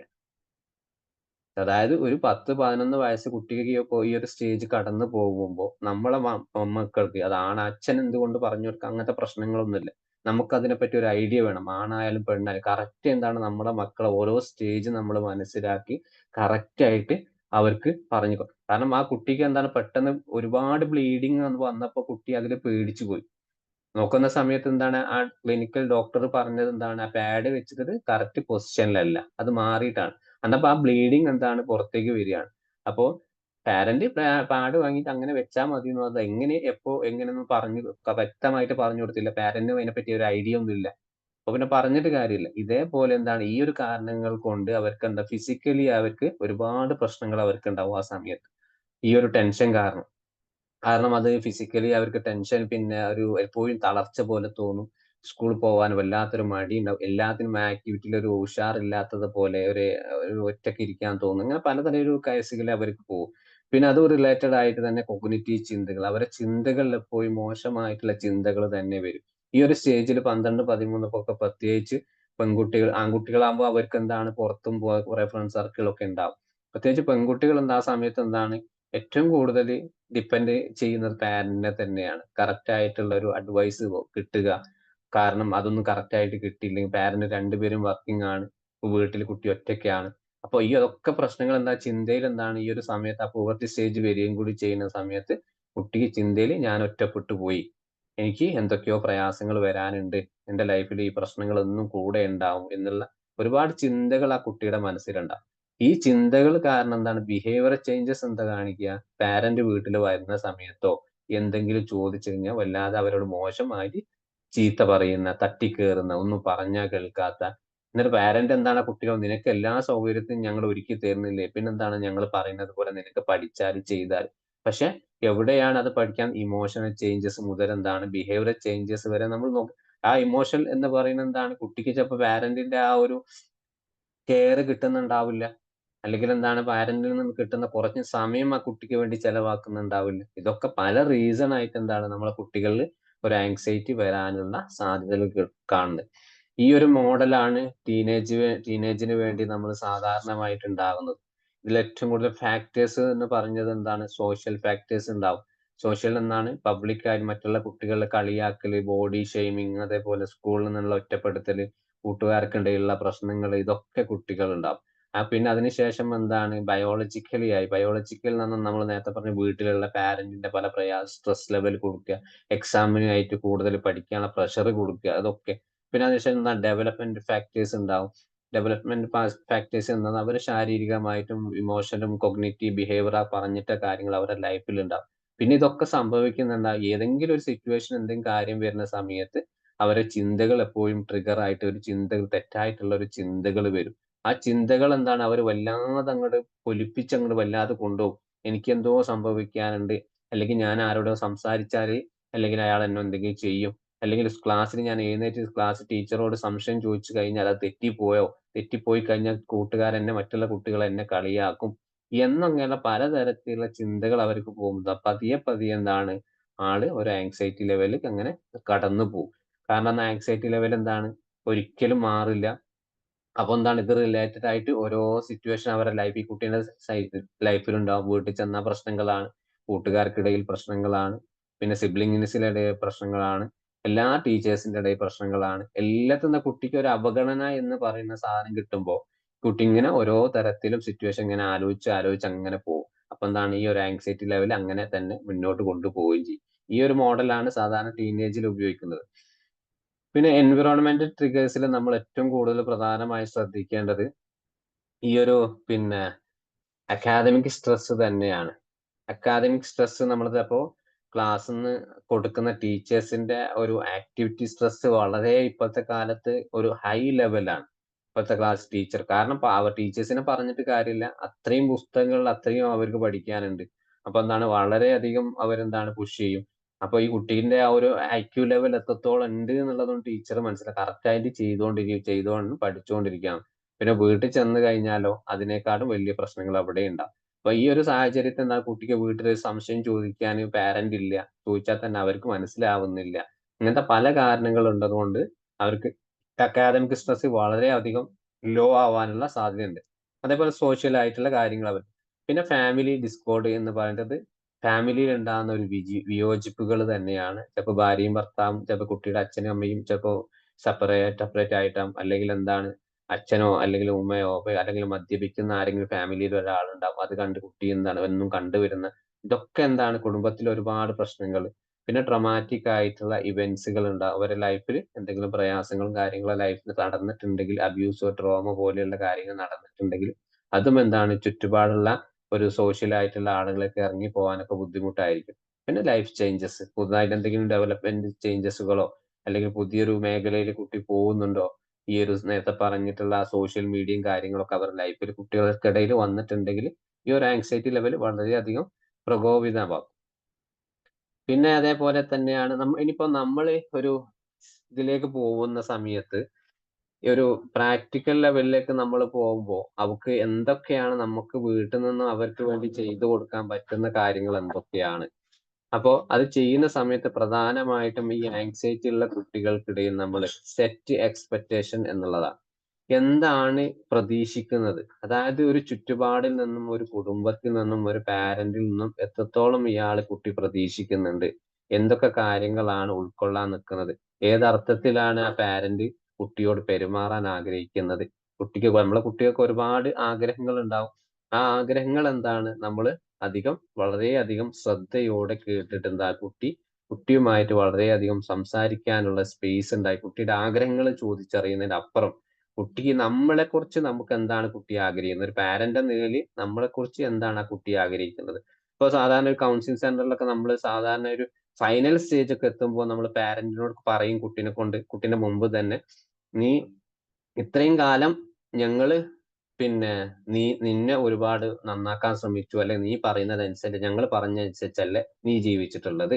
ഇനി മുതൽ നിനക്ക് വേണ്ടി ഞങ്ങൾ എങ്ങനെയൊക്കെയാണ് മാറേണ്ടത് എന്ന് നീ പറഞ്ഞാൽ, ഒരു ഓപ്ഷൻ തന്നാൽ ഞങ്ങൾ അതിനനുസരിച്ച് മാറാം.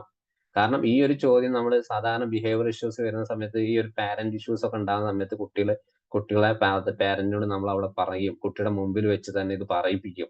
കാരണം അത് ആ കുട്ടിയുടെ നിലവിലെ സ്റ്റേജ് കുറച്ചൊന്നെന്താണ് അവർക്ക് ഒന്ന് മാറ്റിയെടുക്കാൻ വേണ്ടിയിട്ടുള്ള ഈ ഒരു ചോദ്യങ്ങൾ നമ്മൾ അവിടെ ചോദിക്കുന്നത്. അതേപോലെയാണ്, കാരണം ആ ഒരു ടീനേജ് എന്ന് പറയുന്നത് എന്താണ് വളരെയധികം പേഴ്സണൽ ആയിട്ട് സ്ട്രെങ്ത് ഉണ്ടാകുന്ന ഒരു സമയമാണ്. ആ സമയത്ത് എന്താണ് അവർക്ക് ഫിസിക്കലി ആയിട്ട് സപ്പോർട്ട് വേണം, ഇമോഷണലി ആയിട്ട് സപ്പോർട്ട് വേണം, അതായത് കോഗ്നിറ്റീവ്ലി ആയിട്ട് സപ്പോർട്ട്, എല്ലാ തരത്തിലും അവർക്ക് എന്താണ് സപ്പോർട്ട് വേണം. ആ സപ്പോർട്ട് ഒരുമിച്ച് ഉണ്ടാക്കണമെങ്കിൽ എന്താണ് പാരന്റിന്റെ കൂടെ നിന്ന് ഒരുമിച്ച് നിൽക്കാനുള്ള ഒരു സ്പേസ് അവർക്ക് ഉണ്ടാകണം. കുറഞ്ഞ ദിവസത്തിൽ ഒരു 10 മിനിറ്റ് എങ്കിലും ഒരു ഭക്ഷണ ടേബിളിൽ ഇരുന്ന് സംസാരിക്കാനുള്ള, സ്വന്തം മക്കളുമായിട്ട് സംസാരിക്കാനുള്ള ഒരു സ്പേസ് നമ്മുടെ പാരന്റ് കണ്ടെത്തും. ഞാനടക്കമുള്ള ആളുകൾ കണ്ടതാ. പിന്നീട് എന്താണ് കോൺസിക്വൻസസ്. അതുപോലെ നമ്മുടെ കുട്ടികൾ എന്തെങ്കിലും പ്രയാസങ്ങൾ ഉണ്ടെങ്കിൽ നമ്മൾ അത് തിരിച്ചറിയുക എന്നുള്ളതാണ്. അപ്പോ ഈ ഒരു ടേബിളിൽ നിന്ന് നമ്മൾ 2-3 രണ്ട് കുട്ടികൾ സംസാരിക്കുന്നു, ഒരു കുട്ടി മാത്രം മിണ്ടുന്നില്ല, അവള് ഭക്ഷണം കഴിച്ചുകൊണ്ടിരിക്കുക, അല്ല അവൻ ഭക്ഷണം കഴിച്ചുകൊണ്ടിരിക്കുകയാണ്. നമുക്ക് ആ കുട്ടിയോട് ചോദിക്കാം, നീ എന്താണ് സംസാരിക്കാത്തത്? അല്ലെങ്കിൽ ഭക്ഷണം കഴിച്ചുകൊണ്ടിരിക്കുന്ന ഇപ്പൊ ആ സമയത്ത് ബുദ്ധിമുട്ട്, ഭക്ഷണം കഴിച്ചു കഴിഞ്ഞ് ഒരു 5 മിനിറ്റ് വേറെ മാറിയിരിക്കുക, ഹാളിൽ എല്ലാവരും കൂടി കഴിഞ്ഞ് വന്നിട്ട് അവിടെ വന്നിട്ട് ആ സമയത്ത് കുട്ടിയോട് ചോദിക്കുക, നീ എന്താണ് സംസാരിക്കുന്നത്? എന്തെങ്കിലും പ്രശ്നങ്ങൾ ഉണ്ടോ? എന്തും എന്നോട് ഓപ്പൺ ആയിട്ട് പറയാം. മറ്റുള്ള കുട്ടികൾ പറയുന്നുണ്ടല്ലോ, നിനക്ക് എന്തുകൊണ്ട് പറയാൻ പറ്റുന്നില്ല? സ്കൂളിൽ എന്തെങ്കിലും പ്രശ്നങ്ങൾ ഉണ്ടോ? അല്ലെങ്കിൽ എന്താണ് അതേപോലെ ഫ്രണ്ട് സർക്കിളിൽ എന്തെങ്കിലും അടിയോ പിടിയോ പ്രശ്നങ്ങൾ ഉണ്ടോ? ആൺകുട്ടിയായാലും പെൺകുട്ടിയായാലും നമുക്ക് ഇതേപോലെ എന്താണ് അവരെ ഓപ്പൺ അപ്പ് ആക്കി കൊണ്ടുവരാനുള്ള കാര്യങ്ങളാണ് നമ്മൾ ആദ്യം ചെയ്യേണ്ടത്. പിന്നെ അതേപോലെ ഈ സ്കൂൾ റെഫ്യൂസൽ ഉണ്ടാവുന്ന ചില സമയത്ത് പല കുട്ടികൾക്കും എന്താണ് ഏറ്റവും ഫൈനലായിട്ട് അവർ ഉപയോഗിക്കുന്ന ഒരു കാര്യമാണ് ഈ സ്കൂൾ പോവാതിരിക്കുക എന്നുള്ളത്. കാരണം പല കുട്ടികൾക്കും, നമ്മൾ ചെറിയ കുട്ടികൾക്ക് പോലും ഇത് ഉണ്ടാവാറുണ്ട്.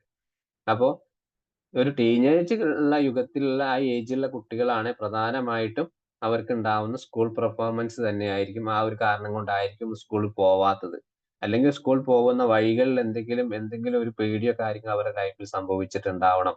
അല്ലെങ്കിൽ നിരന്തരമായി സോഷ്യൽ മീഡിയയിൽ ഉപയോഗിച്ചുള്ള ഒരു കുട്ടിക്ക് അവിടെ എന്തെങ്കിലും ബൈ മിസ്റ്റേക്കിൽ എന്തെങ്കിലും സംഭവിച്ചിട്ട് കാണാം. ആ സംഭവിച്ചിട്ടുള്ളത് എന്തെങ്കിലും നാട്ടുകാരോ കുടുംബക്കാരോ ഫ്രണ്ട് സർക്കിൾ അറിഞ്ഞിട്ടുണ്ട് എന്ന് മാക്സിമം സ്കൂൾ പോവാതിരിക്കുക. അങ്ങനത്തെ കാര്യങ്ങൾ അവരുടെ ലൈഫിൽ ഉണ്ടാവും. അതേപോലെ തന്നെ എന്തെങ്കിലും ലൈഫിൽ എന്തെങ്കിലും മേജർ ആയിട്ട് എന്തെങ്കിലും ചേഞ്ചസുകൾ വന്നിട്ടുണ്ടെങ്കിൽ ഒരു കുട്ടി അസുഖം ബാധിച്ച് കുറെ കാലം ഒരു ക്യാൻസറോ എന്തെങ്കിലും അസുഖം ബാധിച്ച ഒരു കുട്ടി എല്ലാം പൂർണ്ണമായിട്ട് മാറി എന്ന് വിചാരിക്കുക. പിന്നീട് ആ കുട്ടിയെ പുറത്തിറങ്ങുമ്പോൾ കുട്ടിയുടെ ചിന്ത, ഞാനൊരു അസുഖക്കാരിയാണ്, അല്ലെങ്കിൽ എനിക്ക് പല അസുഖം മുമ്പ് ഉണ്ടായിരുന്നു. അത് എപ്പോഴും ആളുകൾ കൂട്ടുകാർ അതേ രീതിയിൽ തന്നെ കാണുക എന്നുള്ള ഒരു ചിന്ത അവർക്ക് ഉണ്ടാവും. അപ്പൊ ആ ചിന്തകൾ ഉണ്ടെങ്കിൽ സ്കൂൾ പോക്ക് മാക്സിമം ഈ ഒരു അസുഖത്തിന്റെ പേര് പറഞ്ഞിട്ട് ആള് പോവാതിരിക്കും. പിന്നെ അതേ ഒരു സീനാണ് പ്രോബ്ലത്തിലേക്ക് വരുന്ന സമയത്ത് അവർക്ക് IQ ലെവൽ വളരെ അധികം കുറയും. നമ്മളെ ഒരു ടീനേജ് കേസുകൾ വരുമ്പോൾ ഞാൻ എപ്പോഴും ക്ലാസ്സുകളിൽ പറയാറുണ്ട്, നിങ്ങൾ 2 IQ ടെസ്റ്റ് എടുക്കൽ നിർബന്ധമാണ്. ഒന്ന് ഡെവലപ്മെന്റ് സ്റ്റേജ് IQ, അതേപോലെ അക്കാദമിക് ലെവലും. രണ്ടും ഡിപ്പാർട്ട്മെന്റ് തന്നെ വേറെ ആയിട്ട് നമ്മൾ ക്വസ്റ്റ്യൻ ഉപയോഗിച്ച് സാധാരണ അത് ഉണ്ടാവാറുണ്ട്. അത് ഉപയോഗിച്ചിട്ട് നോക്കുക. IQ ലെവൽ എന്നത് കുട്ടീന്റെ പഠനവുമായിട്ട് അക്കാദമിക് ലെവൽ നോക്കാം. ഡെവലപ്മെന്റ് കുട്ടി ജനിച്ചത് മുതൽ എന്തൊക്കെ കാര്യങ്ങളാണ് ചെയ്തിട്ടുള്ളത്, ഓരോ സ്റ്റേജും കുട്ടി ഓരോ കാര്യങ്ങൾ ചെയ്തിട്ടുണ്ടോ, അതൊക്കെ നമ്മൾ ഏജ് അനുസരിച്ച് ആ ഒരു ക്വസ്റ്റ്യനർ കൊടുത്തിട്ട് കുട്ടിയുടെ നിലവാരം നമുക്ക് മനസ്സിലാക്കാൻ പറ്റും. ഇനി അതേപോലെ ഈ ഒരു പ്രോബ്ലത്തിൽ ഏറ്റവും കൂടുതൽ സോഷ്യൽ റെഫ്യൂസിലുള്ള കുട്ടികൾക്ക് ഏറ്റവും ലോൺലിനെസ് ആയിരിക്കും. പിന്നെ പുറത്തിറങ്ങാൻ ഭയങ്കര പേടിയായിരിക്കും. പിന്നെ ആങ്സൈറ്റി ലെവൽ എപ്പോഴും കൂടും. അത് കാരണം ഡിപ്രഷനിലൊക്കെ പോവാനുള്ള ഒരു സാധ്യതകളുണ്ട്. പിന്നെ കോൺഫിഡൻസ് കുറയും. ഇങ്ങനെയുള്ള ബുദ്ധിമുട്ടുകൾ സ്കൂൾ പോകാനുള്ള കുട്ടികൾക്ക് ഉള്ളത് കൊണ്ട് അവർ ഉപയോഗിക്കുന്നതാണ് സ്കൂൾ പോവാതിരിക്കുക എന്ന് പറയുന്നത്. പിന്നെ അതേപോലെ ഈ ഒരു പിന്നെ ഇത് നമ്മൾ പറഞ്ഞിട്ടുള്ള കാര്യമാണ്. ജസ്റ്റ് വീണ്ടും റിപ്പീറ്റഡ് ആയിട്ട് വന്നതാ. ഇനി നമുക്ക് ഒരു നാച്ചുറൽ വേയിലൂടെ, അതായത് നമ്മുടെ കുട്ടികളെ തൽക്കാലം നമ്മൾ നേരത്തെ പറഞ്ഞതിന്റെ കണ്ടിന്യൂറ്റി ആയിട്ട് എന്തൊക്കെയാണ് നമുക്ക് ചെയ്യുക എന്നുള്ളതാണ്. എന്തൊക്കെ രീതിയിലാണ് ഒരു കൗൺസിലറോ ഒരു തെറാപ്പിസ്റ്റോ ഒന്നും വേണ്ടാതെ നമുക്ക് ഏതൊക്കെ കുട്ടികളെ നമ്മളെ വീട്ടിൽ നിന്ന് തന്നെ ഒന്ന് സെറ്റ് ആക്കി എടുക്കാം. അതായത് ഓപ്പൺ കോൺവെർസേഷൻ തന്നെയാണ്. അപ്പോ മാക്സിമം കുട്ടിയെ ഭയമില്ലാതെ, അതായത് ഏതൊരു മേഖലയും കുട്ടിയെ പേടിയില്ലാതെ സംസാരിക്കാനുള്ള ഒരു അവസരം നമ്മൾ ഉണ്ടാക്കി കൊടുക്കുക എന്നുള്ളതാണ്. അപ്പോ മുമ്പ് കഴിഞ്ഞിട്ടുള്ള എന്തെങ്കിലും സംഭവം ആങ്സൈറ്റി കുട്ടിക്ക് ഉണ്ടെങ്കിൽ ആങ്സൈറ്റി ഇടയ്ക്കിടയ്ക്ക് കുട്ടി ഓർമ്മിപ്പിക്കുക. കുട്ടി എക്സാം ഫിയർ ആണോ? ആ സമയത്ത് കുട്ടി എക്സാം ഫിയർ ഉള്ളത് കൊണ്ട് അവിടുന്ന് ഓടി രക്ഷപ്പെടരുത്. ആ ഫിയറുമായിട്ട് തന്നെ കുട്ടിയെ, ഒരു ആങ്സൈറ്റി ഉള്ള ആളുകൾ നമ്മൾ ആങ്സൈറ്റി ഒരിക്കലും മാറ്റാൻ പറ്റില്ല നമുക്ക്. ഏകദേശം ഒരു 90% മാറ്റി പറ്റും. പക്ഷെ ഒരിക്കലും നമുക്ക് ആങ്സൈറ്റി മാറ്റുന്ന സമയത്ത് ആ ആങ്സൈറ്റി നിൽക്കുന്ന സിറ്റുവേഷൻ അവരെ ജീവിപ്പിക്കാൻ പഠിക്കുക എന്നുള്ളത്. അവർക്ക് പേടി? ആ പേടിയുള്ള കാര്യത്തിൽ അവരെ മുന്നോട്ട് അക്സെപ്റ്റ് ചെയ്യിപ്പിക്കുക. എന്നിട്ട് ആ സിറ്റുവേഷൻ മനസ്സിലാക്കുക, അതിനെ റെസ്പോൺസ് ചെയ്യാൻ പഠിപ്പിക്കുക എന്നുള്ളതാണ് നമ്മൾ പ്രധാനമായിട്ട് ചെയ്യിപ്പിക്കേണ്ടത്. പിന്നെ അതേപോലെ ഓപ്പൺ കോൺവെർസേഷനിൽ നേരത്തെ പറഞ്ഞിട്ട കോൺവെർസേഷൻ തന്നെയാണ് എപ്പോഴും, നിനക്ക് എന്തും വേണമെങ്കിൽ ഞങ്ങളോട് പറയാം. നിന്റെ മനസ്സിൽ എന്താണ് പേടിയാണ്, എന്തിനെ കുറിച്ചാണ് പേടിയുള്ളത്, അതിനെക്കുറിച്ച് നിനക്ക് നല്ല രീതിയിൽ ഞങ്ങളോട് സംസാരിക്കാം. പിന്നെ അവർക്ക് എൻകറേജ്മെന്റ്, ഹെൽത്തി സ്ലീപ്പ് ഹാബിറ്റ് എന്ന് പറയുന്ന നല്ല രീതിയിൽ അറ്റ്ലീസ്റ്റ് ഒരു 8 to 10 മണിക്കൂറെങ്കിലും നമ്മുടെ കുട്ടികളെ ഉറങ്ങാനുള്ള ഒരു രീതിയിലേക്ക് അവർക്ക് കൊണ്ടുവരണം.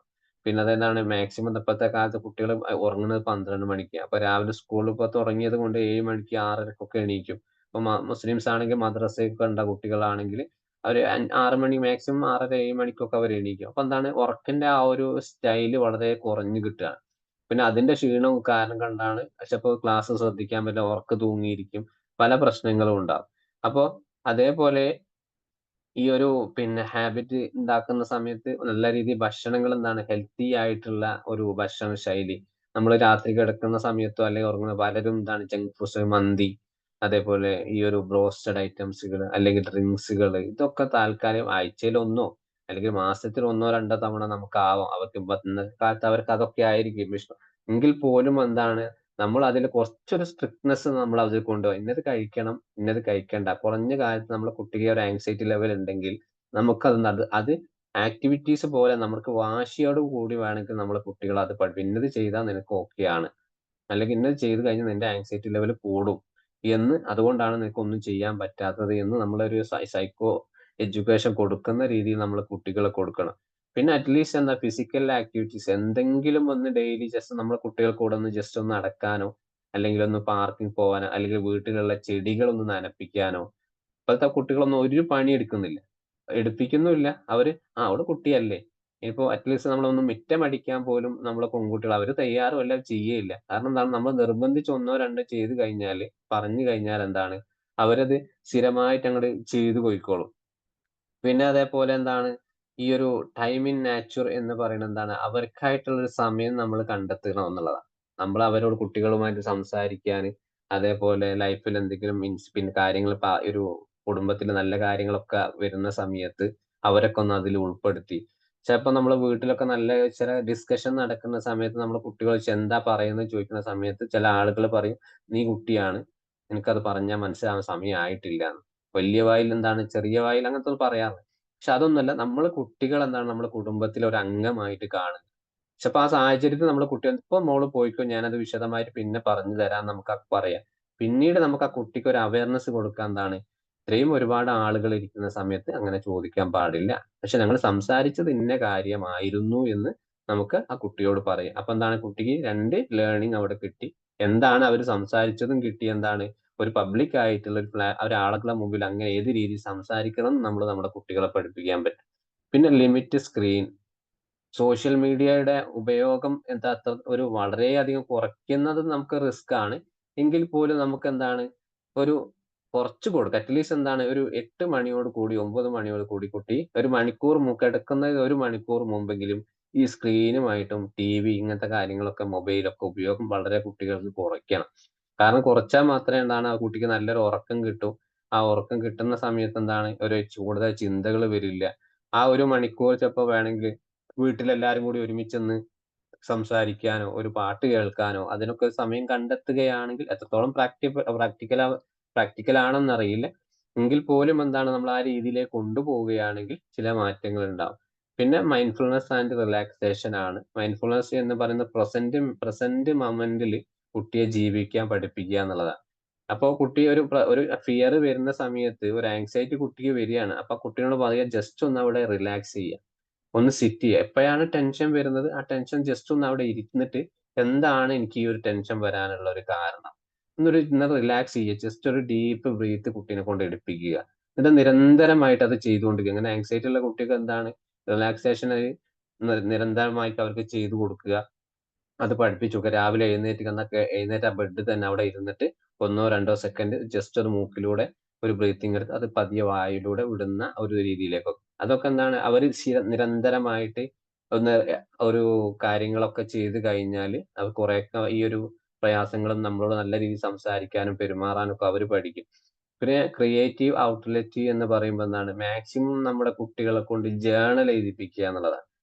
ജേണൽ നമ്മൾ എഴുതുന്നത് വളരെ ഉപകാരമാണ്. നമ്മളെ ചിന്തകളെ തിരിച്ചറിയാനും, നമ്മൾ എന്തൊക്കെയാണ് ഡെയിലി കടന്നു പോകുന്നത്, എന്തൊക്കെയാണ് മനസ്സിൽ വന്നിട്ടുള്ള ചിന്തകളൊക്കെ നമ്മൾ തന്നെ തിരിച്ചറിയുമ്പോൾ നമുക്ക് ഒരുപാട് എഫക്റ്റ് തോന്നാറുണ്ട്. അതേപോലെ നമ്മളെ കുട്ടികളോടും രാവിലെ സ്കൂളിൽ പോയതിന് ശേഷം ഒരു ആക്ടിവിറ്റീസ് പോലെ കൊടുക്കുക. രാവിലെ സ്കൂളിൽ പോയ ശേഷം നീ ആരൊക്കെ സംസാരിച്ചു, എന്തൊക്കെയാണ് ഫ്രണ്ട് സർക്കിളൊക്കെ ആരെയാണ്, ഇന്നത്തെ എന്തെങ്കിലും പുതിയതായിട്ട് എന്തെങ്കിലും സംസാരിച്ചിട്ടുണ്ടോ, എന്തെങ്കിലും ടെൻഷൻ വന്നിട്ടുണ്ടോ, ക്ലാസ്സിൽ ഇരിക്കുന്ന സമയത്ത് എന്തെങ്കിലും ക്ഷീണം തോന്നിയിട്ടുണ്ടോ, ഇത് റിലേറ്റഡ് ആയിട്ടുള്ള ഒരു ഡയറി ബുക്ക് പോലെ നമ്മളെ കുട്ടികൾക്ക് കൊടുത്തു കഴിഞ്ഞാൽ അവരെ ചിന്തകളെ കുറിച്ചിട്ട് എഴുതുക.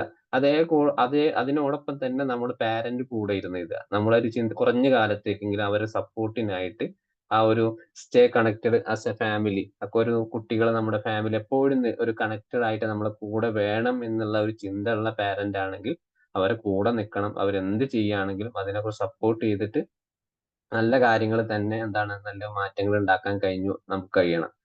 ഇനിയിപ്പോ ട്രീറ്റ്മെന്റിലേക്ക് പോവുകയാണെങ്കിൽ പ്രധാനമായിട്ടും ഇന്നത്തെ ഒരു ആങ്സൈറ്റി CBT തന്നെയാണ്. കേട്ടിട്ടുണ്ടാവും, കൊഗ്നിറ്റീവ് ബിഹേവിയറൽ തെറാപ്പി എന്ന് പറയുന്നത്. CBTയിൽ ഒരുപാട് ടൂൾസുകൾ ഉണ്ട്. ഒരു 15-20ഓളം ടൂൾസുകൾ ഉണ്ട് ആങ്സൈറ്റിക്ക് തന്നെ. അതിൽ ഏറ്റവും ബെസ്റ്റ് ആയിട്ടുള്ള ഒരു ടൂൾസ് ആണ് തോട്ട് റെക്കോർഡ് എന്ന് പറയുന്നത്. ആ തോട്ട് റെക്കോർഡ് എടുത്തിട്ട് കുട്ടിക്ക് കൊടുക്കുക, അല്ലെങ്കിൽ നമ്മൾ ആ കുട്ടികളെ കൊണ്ട് എഴുതി പഠിപ്പിക്കണം.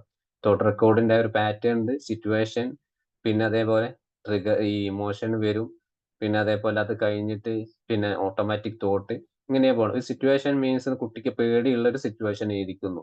ആ സിറ്റുവേഷൻ കുട്ടിയെ പേടിയ സമയത്ത് എന്ത് ഇമോഷൻസ് ആണ് കുട്ടിക്ക് ഉണ്ടായത്, പേടിയാണോ, അല്ലെങ്കിൽ മറ്റു തരത്തിലുള്ള ഇമോഷൻ ഏതെങ്കിലും വന്നിട്ടുണ്ടെങ്കിൽ അത് എത്ര ശതമാനമാണ്, 100% ആണെങ്കിൽ അത് 100 എഴുതിപ്പിക്കുക, 50 ആണെങ്കിൽ 50 എഴുതിക്കുക. ആ സമയത്ത് എന്റെ മനസ്സിലൂടെ എന്തൊക്കെ ചിന്തയാണ് വന്നിട്ടുള്ളത്. ഒരു എക്സാം ക്വസ്റ്റ്യൻ പേപ്പർ കിട്ടുമ്പോൾ ഒന്നും എഴുതാൻ പറ്റുന്നില്ല, മൊത്തം ബ്ലാങ്ക് ആയി കിടക്കുകയാണ്. അപ്പോ ഈ ഒരു തോട്ട് റെക്കോർഡ് കിട്ടുന്ന എക്സാം ഫിയർ, എക്സാം എഴുതാൻ പോയ സമയത്ത് എനിക്ക് പേടി. അപ്പൊ ആ സമയത്ത് മനസ്സിലൂടെ എന്തൊക്കെ ചിന്തയാണ് വന്നിട്ടുള്ളത്, പഠിച്ചതൊക്കെ മറന്നു പോയോ, അല്ലെങ്കിൽ എനിക്ക് ഇത് എഴുതാൻ പറ്റുമോ എന്നുള്ളത്. അപ്പോ അതിനുശേഷം കുട്ടി എന്താണ്, എവിഡൻസ് ബേസ് എന്ന് പറഞ്ഞിട്ടുള്ള ഒരു CBT പഠിച്ചവർക്ക് അറിയാം. അതപ്പോ ആ പാറ്റേൺ എന്താണ്, കുട്ടീനെ കൊണ്ട് എന്താണ് നിരന്തരമായിട്ട് അത് ഉപയോഗിച്ചിട്ട് അതിൽ പോസിറ്റീവായിട്ട് ഇതേ ഒരു ആങ്സൈറ്റി അല്ലെങ്കിൽ ഇതേ ഒരു പ്രോബ്ലം എന്റെ സുഹൃത്തുക്കൾക്കിടയിൽ വന്നു കഴിഞ്ഞാൽ ഇനി എന്താണ് അഡ്വൈസ് ആണ് അവർക്ക് കൊടുക്കുക എന്നുള്ള ആ രീതിയിലായിരിക്കും കൊടുക്കേണ്ടത്.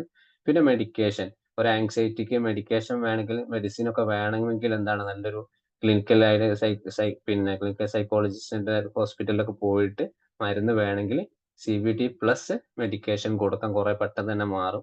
പിന്നെ മൈൻഡ്ഫുൾനെസ്, റിലാക്സേഷൻ മെത്തേഡുകളൊക്കെ പഠിപ്പിക്കുക, ഹെൽത്തി ആയിട്ടുള്ള ലൈഫ് സ്റ്റൈലുകൾ പഠിപ്പിക്കുക, പാരന്റിങ് സപ്പോർട്ട്, സ്കൂൾ സപ്പോർട്ട്, ടീച്ചേഴ്സിന്റെ സപ്പോർട്ടുകൾ, പിന്നെ സ്കൂൾ കൗൺസിലർ ഒക്കെ ഉണ്ടെങ്കിൽ ഇങ്ങനത്തെ കുട്ടികൾ അവരെ പ്രത്യേകിച്ച് ഒരു പരിഗണന അവർക്ക് കൊടുത്തിട്ടുണ്ടെങ്കിൽ പ്രധാനമായിട്ട് അവർക്കൊക്കെ നല്ല മാറ്റങ്ങൾ ഉണ്ടാവും. പിന്നെ കുടുംബത്തിലുള്ള ഒരു സഹോദരന്മാരുടെ ഒരു ബ്രദേഴ്സിന്റെ സിബ്ലിങ്ങിന്റെ അവരൊക്കെ ഒരു സപ്പോർട്ട്. പിന്നെ ഗ്രൂപ്പ് തെറാപ്പി അങ്ങനത്തെ കുട്ടികളൊക്കെ എന്നാലും ഒരുപാട് കുട്ടികൾ എല്ലാവരും വീട്ടിലെ കുറച്ച് കുട്ടികളാണെങ്കിൽ അവരൊക്കെ ഒരുമിച്ച് ഇരുന്നിട്ട് ഡിസ്കഷൻ നടത്തുക, എന്തെങ്കിലും ആക്ടിവിറ്റീസുകൾ കൊടുക്കുക, എന്നാൽ ആ കുട്ടിനെ പ്രധാനമായി കുട്ടീനെ മാത്രം ഫോക്കസ് ചെയ്യുക. ഇപ്പൊ അടുത്ത കാലത്ത് ഞാനൊരു ആക്ടിവിറ്റീസ് കൊടുത്തിട്ട് കുട്ടികൾക്ക് എന്താണ്, നമ്മൾ ഇങ്ങനത്തെ ഒരു 3 കുട്ടികളുണ്ട് ആങ്സൈറ്റി ഉള്ള കുട്ടികൾ. അതിൽ 3 കുട്ടികൾ എന്താ മൊത്തത്തിൽ 4-5 കുട്ടികൾ ഉണ്ടാവും. ആ കുട്ടികൾ ഒരാളെ മാത്രം വിളിച്ചിട്ട് എന്താണ്, ആങ്സൈറ്റി ലെവൽ ഇല്ലാത്ത കുട്ടികളെ ഒരാളെ ലീഡർഷിപ്പ് ആക്കുന്നു. ആക്കുന്നു വെച്ചാൽ ഒരു ഗെയിംസ് പോലെയാണ് അവർ കൊടുക്കുക. അപ്പോ ആ ആങ്സൈറ്റി ഉള്ള കുട്ടികളോട് എന്താണ്, ആദ്യമെങ്കിൽ എന്താണ്, ഇത് ഡിജിസ്പാൻ എന്ന് പറഞ്ഞിട്ടുള്ള ഒരു ടെസ്റ്റ് ആണ്, നിങ്ങൾ പഠിച്ചിട്ടുണ്ടാവും. ആ ടെസ്റ്റിൽ ചില കാര്യങ്ങൾ എന്താണ് അവരോട് പറയാം. ഇപ്പൊ 3, 4, 5 ഒരു വാക്ക് പറയും. അപ്പൊ എന്താണ് കുട്ടി പറയണം 3, 4, 5 എന്ന് തന്നെ. അപ്പൊ അതേ സമയത്ത് എന്താ, അത് കഴിഞ്ഞിട്ട് ആ കുട്ടി പറഞ്ഞിട്ടുള്ള വീണ്ടും എന്താണ് 4 അക്ഷരം, ആദ്യം 3 പറഞ്ഞിട്ടുണ്ടെങ്കിൽ പിന്നെ 4 ആക്കും 5. എവിടെയാണ് കുട്ടിക്ക് കോൺസെൻട്രേഷൻ പോകുന്നത് അവിടെ എന്താണ് ആ കുട്ടി ആ ഗെയിമിൽ നിന്ന് ഔട്ട് ആവും. ഇതേപോലെ എന്താ റിപ്പീറ്റഡ് ആയിട്ട് എന്താണ് ഈ കുട്ടികളെ നമ്മൾ എന്താണ് ഒരു 3-4 റൗണ്ട് കൊണ്ട് എന്താണ് ഒരു ഗ്രൂപ്പ് തെറാപ്പി ഒക്കെ വെച്ചിട്ട് ആ കുട്ടീനെ പൂർണ്ണമായിട്ട് ഒരു ആങ്സൈറ്റി, എനിക്ക് എപ്പോഴും ഈ ഒരു ആൻസർ പറയാനും ഓർത്തെടുക്കാനും കഴിയും എന്നുള്ള ഇങ്ങനെയുള്ള പല ഗെയിംസുകൾ നമ്മളെ മുമ്പിലുണ്ട്. പിന്നെ അത് നമുക്ക് കൊടുക്കാം. ട്രീറ്റ്മെന്റിന്റെ ഭാഗമായിട്ട് കുറെയൊക്കെ ഒരു ആങ്സൈറ്റി നമുക്ക് കുറയും. പിന്നെ അതേപോലെ ഈ ഒരു സൈക്കോയുടെ ഓവറോൾ നമുക്ക് എന്താണ് പ്രധാനമായിട്ടും എന്താണ് ഒരു സൈക്കോ എഡ്യൂക്കേഷൻ എന്നുള്ളത് തന്നെയാണ്.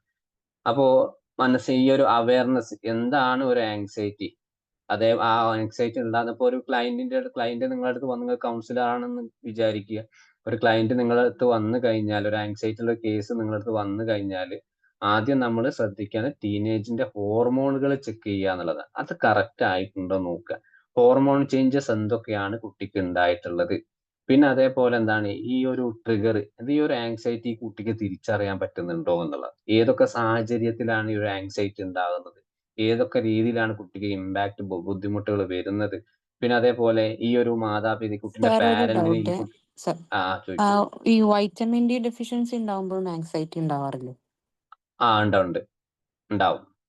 കാരണം Okay. അതാണ് നമ്മൾ പറഞ്ഞ ഹോർമോണിന്റെ ഈ ഒരു പല തരത്തിലുള്ള ഡെവലപ്മെന്റ് കൊല്ല തരത്തിൽ നമുക്ക് ഉണ്ടാവും. നമുക്ക് അതൊത്തോളം നമുക്ക് ഡയഗ്നോസിസ് ചെയ്യാൻ പറ്റും, എത്രത്തോളം റിപ്പോർട്ടുകൾ നമുക്ക് ആ കേസിൽ എടുക്കാൻ പറ്റുമോ മാക്സിമം എടുക്കുക എന്നുള്ളതാണ്.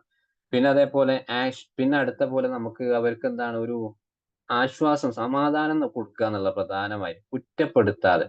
നമ്മളൊരു പാരന്റ് എന്ന നിലയിൽ അല്ലെങ്കിൽ പാരന്റിനോട് നമുക്ക് പറഞ്ഞു കൊടുക്കാണ്, കുട്ടി എന്ത് വാശി കാണിച്ചാലും എന്ത് പറഞ്ഞാൽ കേൾക്കാത്ത പ്രശ്നങ്ങൾ വീട്ടിലുണ്ടെങ്കിൽ തൽക്കാലം എന്താണ് അവരെ ഒന്ന് ശ്രദ്ധയോടെ ഒന്ന് കേൾക്കാൻ ആ വാശിയുള്ള സമയത്ത് നമ്മൾ ജസ്റ്റ് ഒന്ന് മാറി നിൽക്കുക.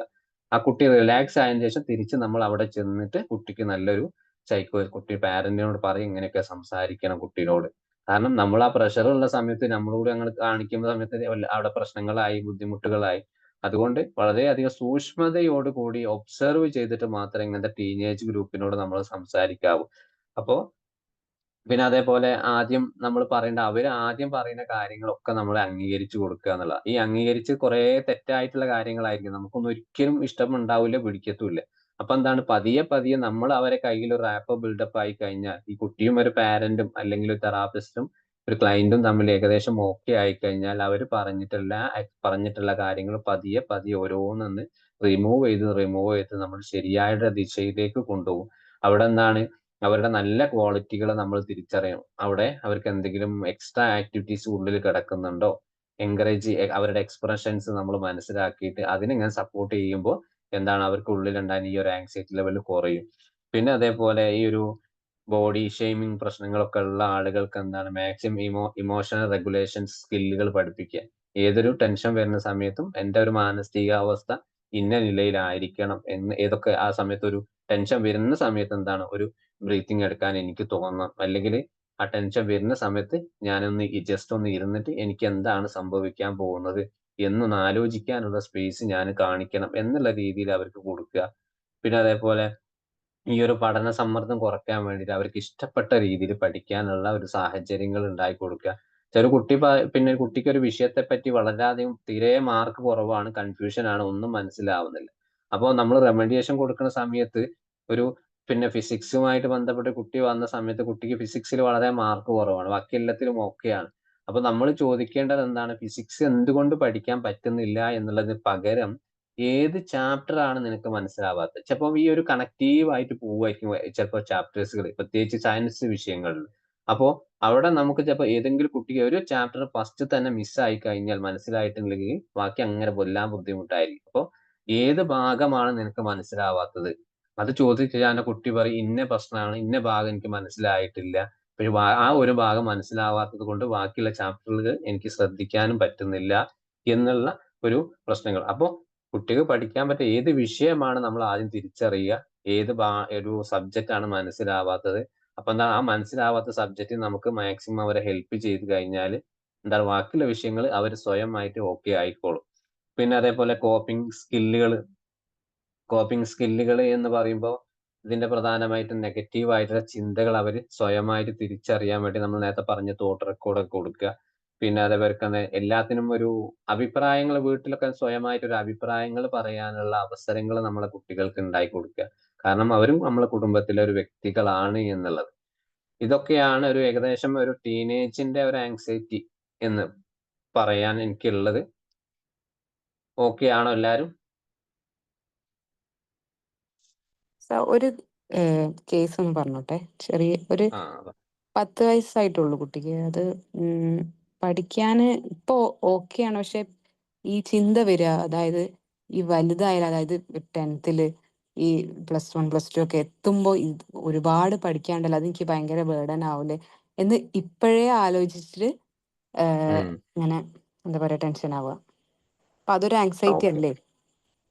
അപ്പൊ ആ ഒരു ആങ്സൈറ്റി ആണ് ചിലപ്പോ അത് പിന്നെ അത് ആരെങ്കിലും പറഞ്ഞു ഫലിപ്പിച്ച ഒരു ആങ്സൈറ്റി ആവാൻ സാധ്യതയുണ്ട്. കാരണം എന്താണ്, ചില കുട്ടികൾ നമുക്ക് അഡ്വാൻസ് ഇനി ഇപ്പൊ പഠിച്ചാൽ മാത്രമേ 10ാം ക്ലാസ്സിലൊക്കെ നല്ല രീതിയിൽ ജയിക്കാൻ പറ്റൂ, ഇപ്പോഴേ പഠിച്ചുകൊണ്ടിരിക്കണം നമ്മൾ വെറുതെ കുട്ടികൾ പറയാറുണ്ട്.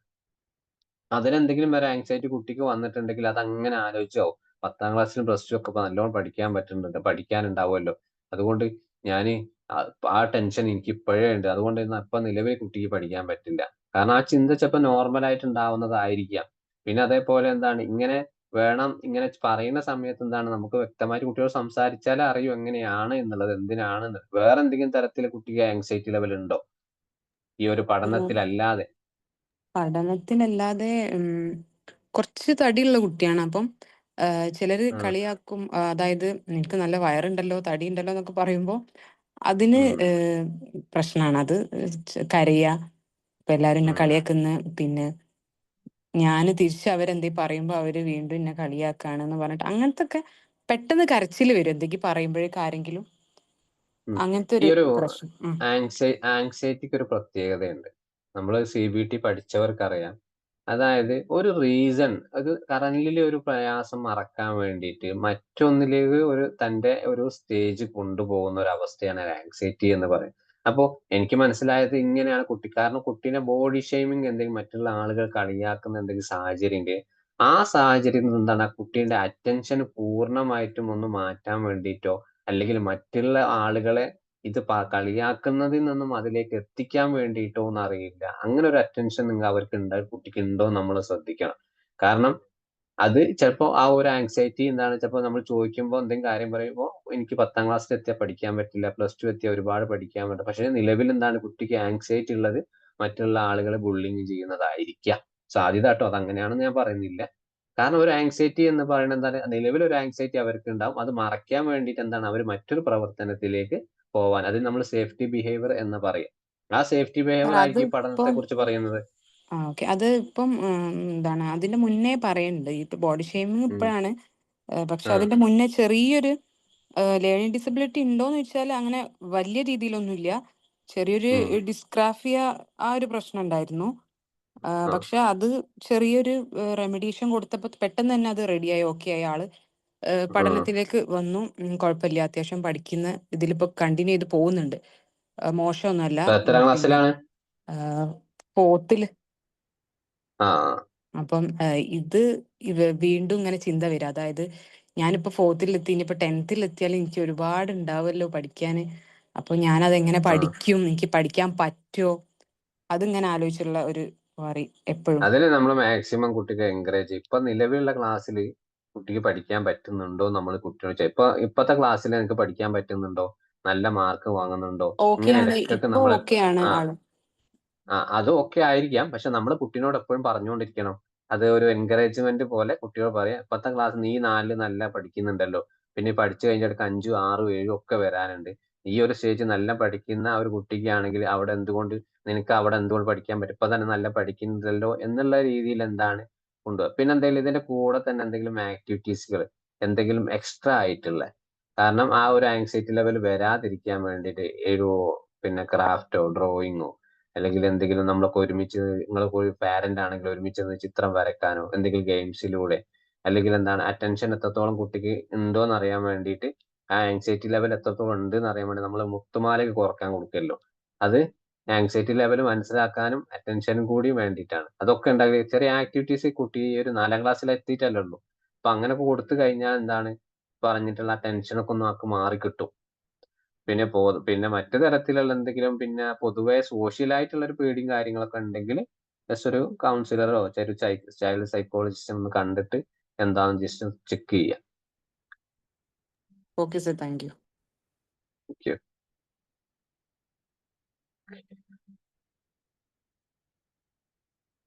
ഓക്കെ, എന്തെങ്കിലും സംസാരിക്കാം.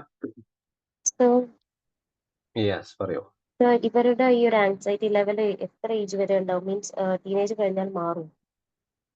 ടീനേജ് അവർ ബേസ്ഡ് നമ്മൾ നേരത്തെ പറഞ്ഞിട്ട് എല്ലാ സിറ്റുവേഷൻ ബേസ്ഡ് ആയിരിക്കും ആ ഒരു കാരണം ആ ഒരു ടീനേജ് യുഗത്തിൽ അവരെ മാറ്റാൻ ആരെങ്കിലും ഉണ്ടായിട്ടുണ്ട്, കുട്ടീനെ കേൾക്കാൻ ആരെങ്കിലും ഉണ്ട് ആ സ്റ്റേജിൽ, മനസ്സിലാക്കി കുട്ടിയെ നല്ല നോർമൽ ആയിട്ട് കുട്ടിയെ കൊണ്ടുപോവുകയാണെങ്കിൽ പിന്നീട് ആ ഇതൊന്നും ഉണ്ടാവില്ല, ആ ആങ്സൈറ്റി ഉണ്ടാവും. അതേ സമയത്ത് ആ സ്റ്റേജ് തന്നെ അങ്ങനെ കടന്നു പോവാണ്, പക്ഷെ കുട്ടി ഒരിക്കലും ഈ ഒരു ആങ്സൈറ്റി പ്രകടിപ്പിക്കില്ല.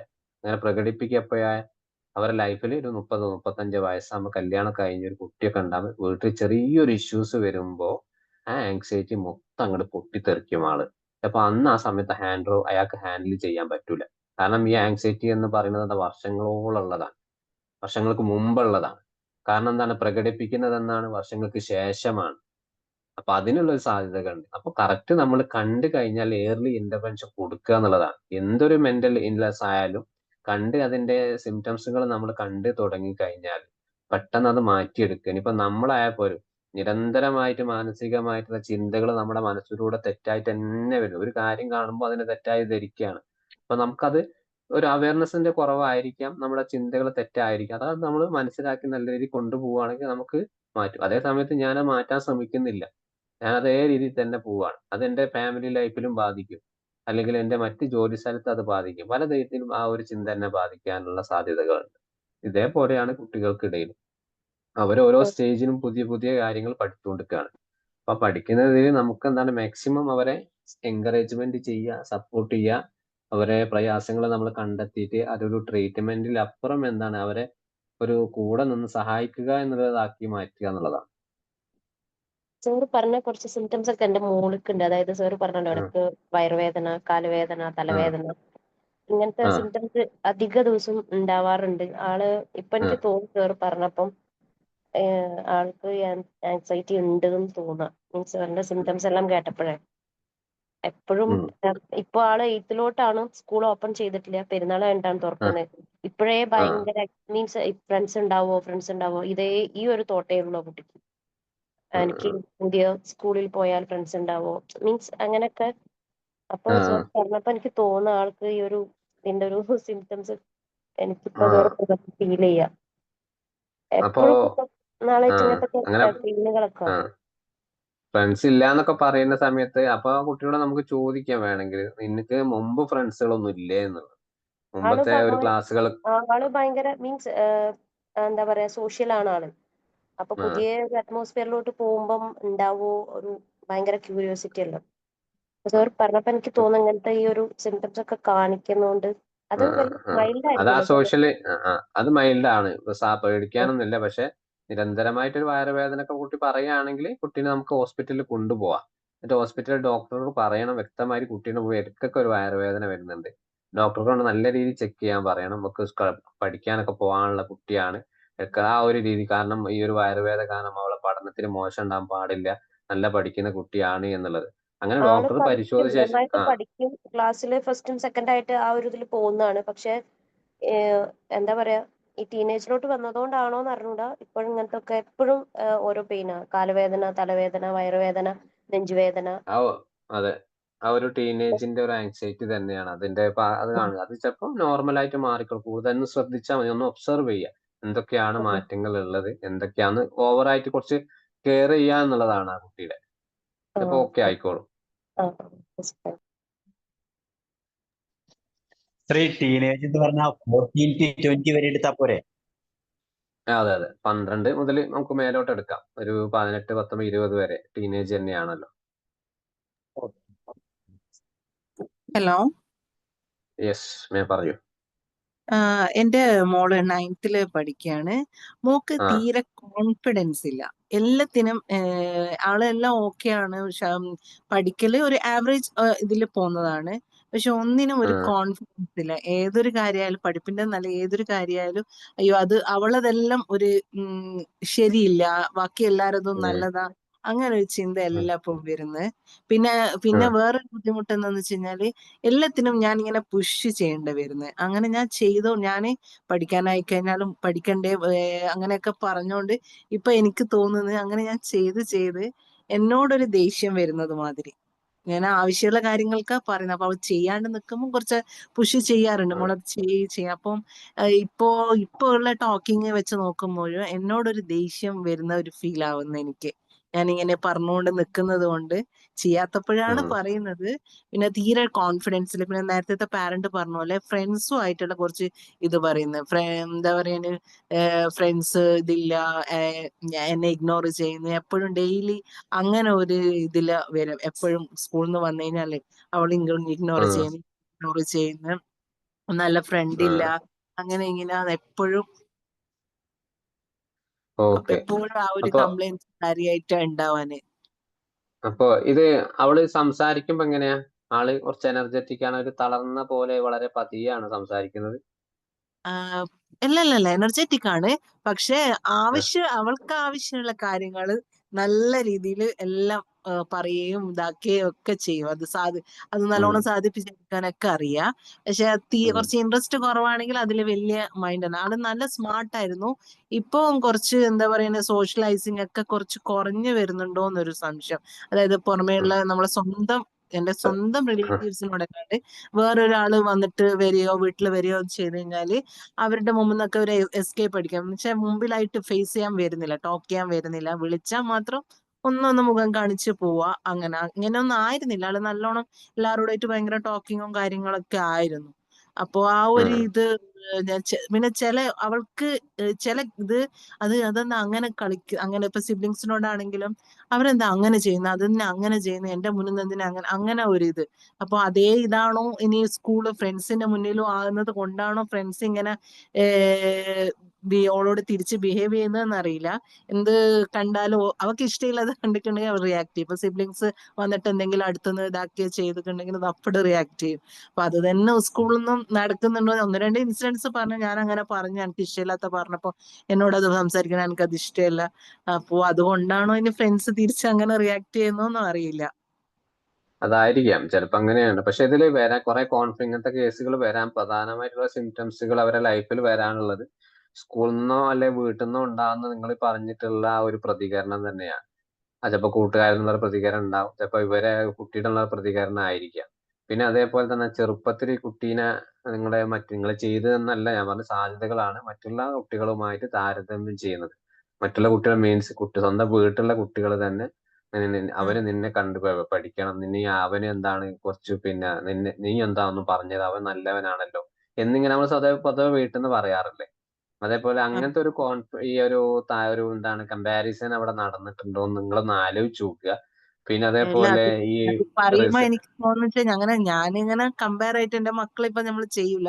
പക്ഷെ മറ്റേ ഇയാളെ താഴെയുള്ള ആള് കുറച്ച് എല്ലാ കാര്യത്തിനും കുറച്ച് സ്മാർട്ടാണ്. എല്ലാത്തിനും എല്ലാരോടും സോഷ്യലൈസിങ് ആയാലും സ്കൂൾ വർക്ക് ആയാലും എല്ലാത്തിനും ആയാലും. അപ്പം അങ്ങനെ അവളെ താരതമ്യം ചെയ്ത് പറയാറില്ല. പക്ഷെ അവളെ എന്താ പറയാ എല്ലാരും വന്ന് ഇതാക്കി അങ്ങനെയൊക്കെ ചെയ്യലുണ്ട്. അത് ഇതിന്റെ ഇടയ്ക്ക് ഇങ്ങനെ പ്രശ്നം വന്നപ്പോ ഞാനിങ്ങനെ ഓരോ ക്ലാസ് ഒക്കെ ഇങ്ങനെ കേൾക്കുമ്പോ എനിക്കത് തോന്നാറുണ്ട്. പക്ഷെ അങ്ങനെ നീ അങ്ങനെ കണ്ടുപഠിക്ക് അങ്ങനെ ആ ഒരു രീതിയിലൊന്നും ടോക്കൊന്നും ഇതുവരെ എന്റെ ഭാഗത്തു നിന്ന് ഉണ്ടായിട്ടില്ല. ഇനി അത് ആ ഒരു പ്രശ്നം ഉള്ളിലുണ്ടോ മോളെ ഉള്ളിലുണ്ടോ എന്നുള്ളത് എനിക്ക് അറിയില്ല. ഇപ്പോഴും മെയിനായിട്ട് ഇപ്പൊ ഞാൻ ഫേസ് ചെയ്യുന്നത്, ഞാൻ പറയുമ്പോ എന്നോടൊരു ദേഷ്യം, അതാണ് പറയുന്നത്. എന്നോടൊരു ദേഷ്യം പ്രകടിപ്പിക്കാൻ തുടങ്ങിയിരിക്കുന്നത്. എന്താ അമ്മ പറയുന്നത് തെറ്റാ, അങ്ങനെയില്ല ഞാൻ തെറ്റാ പറയുന്നത്. പിന്നെ ഏതെങ്കിലും കാര്യത്തിൽ കള്ളം പറഞ്ഞിട്ടുണ്ടോ നിങ്ങൾ അവളോട്? ഞാനോ? ചില കാര്യങ്ങൾ അതായത് മീൻസ് ഇന്ന സാധനങ്ങൾ മറ്റാൾക്ക് വാങ്ങിക്കൊടുത്തു, നിനക്ക് ഞാൻ നാളെ വാങ്ങിത്തരാം, അല്ലെങ്കിൽ എന്താണ് ഒരിക്കലും തൽക്കാലം അങ്ങനെ വെച്ച് അല്ല നോക്കുകയാണെങ്കിൽ ഇയാളെയാണ് കൂടുതൽ ഇമ്പോർട്ടൻസ് ആയിട്ട് കാണല്. ഇയാൾക്ക് തന്നെയാണ് എല്ലാം സാധിപ്പിച്ചു കൊടുക്കല്. അതൊക്കെ ഇതൊക്കെ സാധ്യതകളുണ്ട്. പിന്നെ ഈ പറഞ്ഞതുപോലെ റിജക്ഷൻ ഉണ്ടാവും, ഫ്രണ്ട് സർക്കിളിലെ റിജക്ഷൻ ഉണ്ടാവാം. പിന്നെ അതേപോലെ സ്വന്തം ഇമോഷൻ മനസ്സിലാക്കാൻ പറ്റാത്ത ചില പ്രയാസങ്ങൾ ഉണ്ടാകും കുട്ടികൾക്ക്. ഇവരൊക്കെ എന്താണ് കോൺഫിഡൻസ് ലെവൽ നമുക്ക് കുറയാനുള്ള സാധ്യത ഉണ്ട്. തൽക്കാലം നമുക്ക് എന്തൊക്കെയാണ് ചെയ്തു കൊടുക്കാന്ന് വെച്ചുള്ളത്, അപ്പൊ ആ മോള് പറയാണ് എനിക്കിത് ചെയ്യാൻ പറ്റുന്നില്ല എന്ന് പറയാ ആ കുട്ടീനെ സഹായം. അപ്പൊ ആ കുട്ടീനോട് പറയും നിനക്ക് ചെയ്യാൻ പറ്റുന്ന 5 കാര്യങ്ങൾ ഒരു പേപ്പറിൽ എഴുതാൻ പറയും. അതെന്താണ് സെൽഫ് എസ്റ്റീം നമ്മൾ ഉണ്ടാക്കിയെടുക്കാൻ ആ കുട്ടിക്ക് പറ്റും. അതേപോലെ ഗ്രാറ്റിറ്റ്യൂഡ് ജേർണൽ എഴുതുക.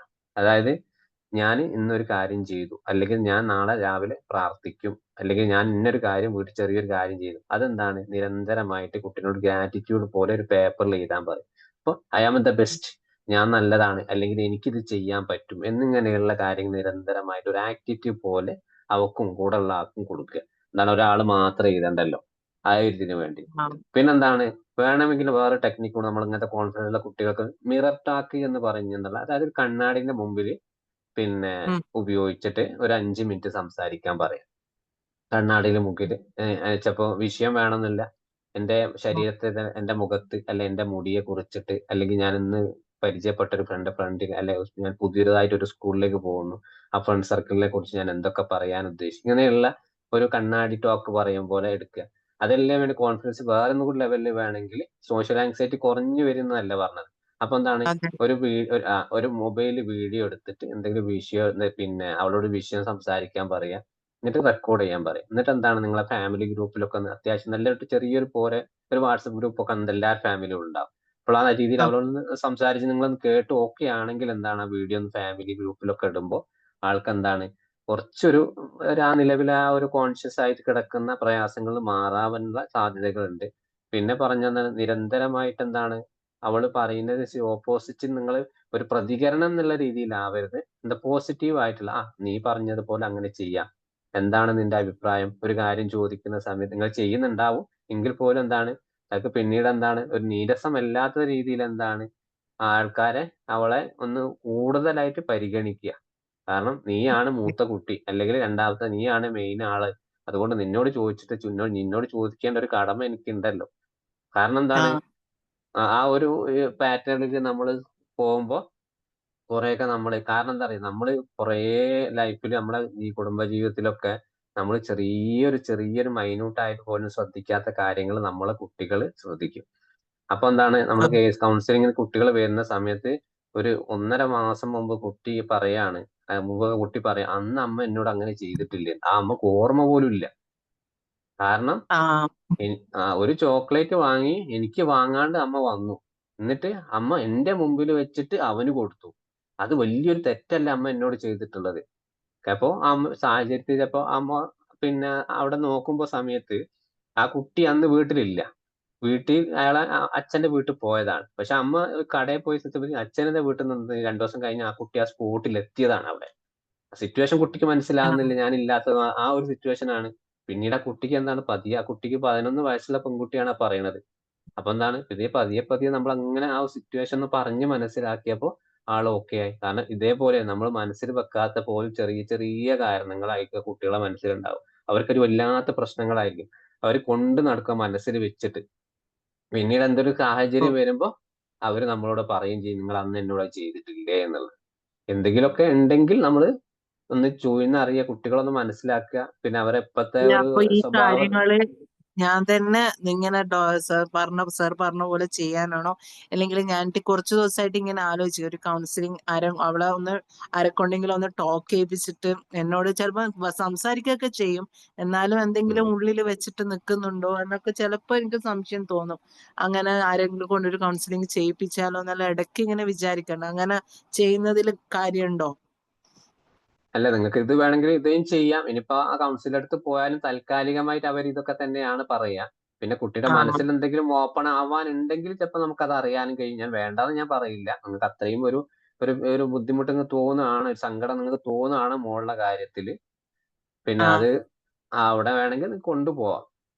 താൽക്കാലികമായിട്ട് അവർ പറയുന്ന ആക്ടിവിറ്റീസ് ഒക്കെ തന്നെ ആയിരിക്കും. പിന്നെ അവളോട് എന്ത് കാര്യം പറഞ്ഞിട്ടുണ്ടെങ്കിലും അവള് നമുക്ക് പറയാൻ ചെയ്തു കൊടുക്കാൻ പറ്റുന്ന കാര്യങ്ങൾ മാത്രം അവളോട് പറയും. ഇന്ന കാര്യം നിനക്ക് സാധിച്ചു തരാൻ എന്നെ കൊണ്ട് പറ്റും. പറ്റാതെ നമ്മൾ എന്താ ഓവർ ആയിട്ടൊരു എന്താണ് പിന്നെ അവർക്ക് ഇത് കൊടുക്കരുത്, ആഗ്രഹങ്ങൾ കൊടുക്കരുത്. കാരണം അവരെന്നും പ്രതീക്ഷിക്കും ഇന്നത് കിട്ടും, ഇന്ന സാധനങ്ങൾ കിട്ടും എന്നൊക്കെ. അപ്പൊ നീ നന്നായി പഠിച്ചാൽ നിനക്ക് ഒരു നല്ലൊരു ഗിഫ്റ്റ് വാങ്ങി തരാൻ പറയുമ്പോൾ ആ ഗിഫ്റ്റിന്റെ പേര് നമ്മൾ പറയും. പക്ഷെ നമുക്ക് ആ സാഹചര്യം നോക്കുമ്പോൾ വാങ്ങിക്കൊടുക്കാൻ പറ്റില്ല. അപ്പൊ എന്താണ് കുട്ടിക്ക് അത് വിഷമാവും. പിന്നെ പറഞ്ഞതുപോലെ തന്നെ ഇവിടെ വാഗ്ദാനങ്ങൾ മാത്രമേ ഉള്ളൂ, കിട്ടാറില്ല എന്ന് മുമ്പ് ഒരാൾ എന്നോട് പറഞ്ഞൊരു കുട്ടി, എന്റെ വീട്ടില് വാഗ്ദാനങ്ങൾ മാത്രമേ ഉള്ളൂ, ഒന്നും കിട്ടാറില്ല.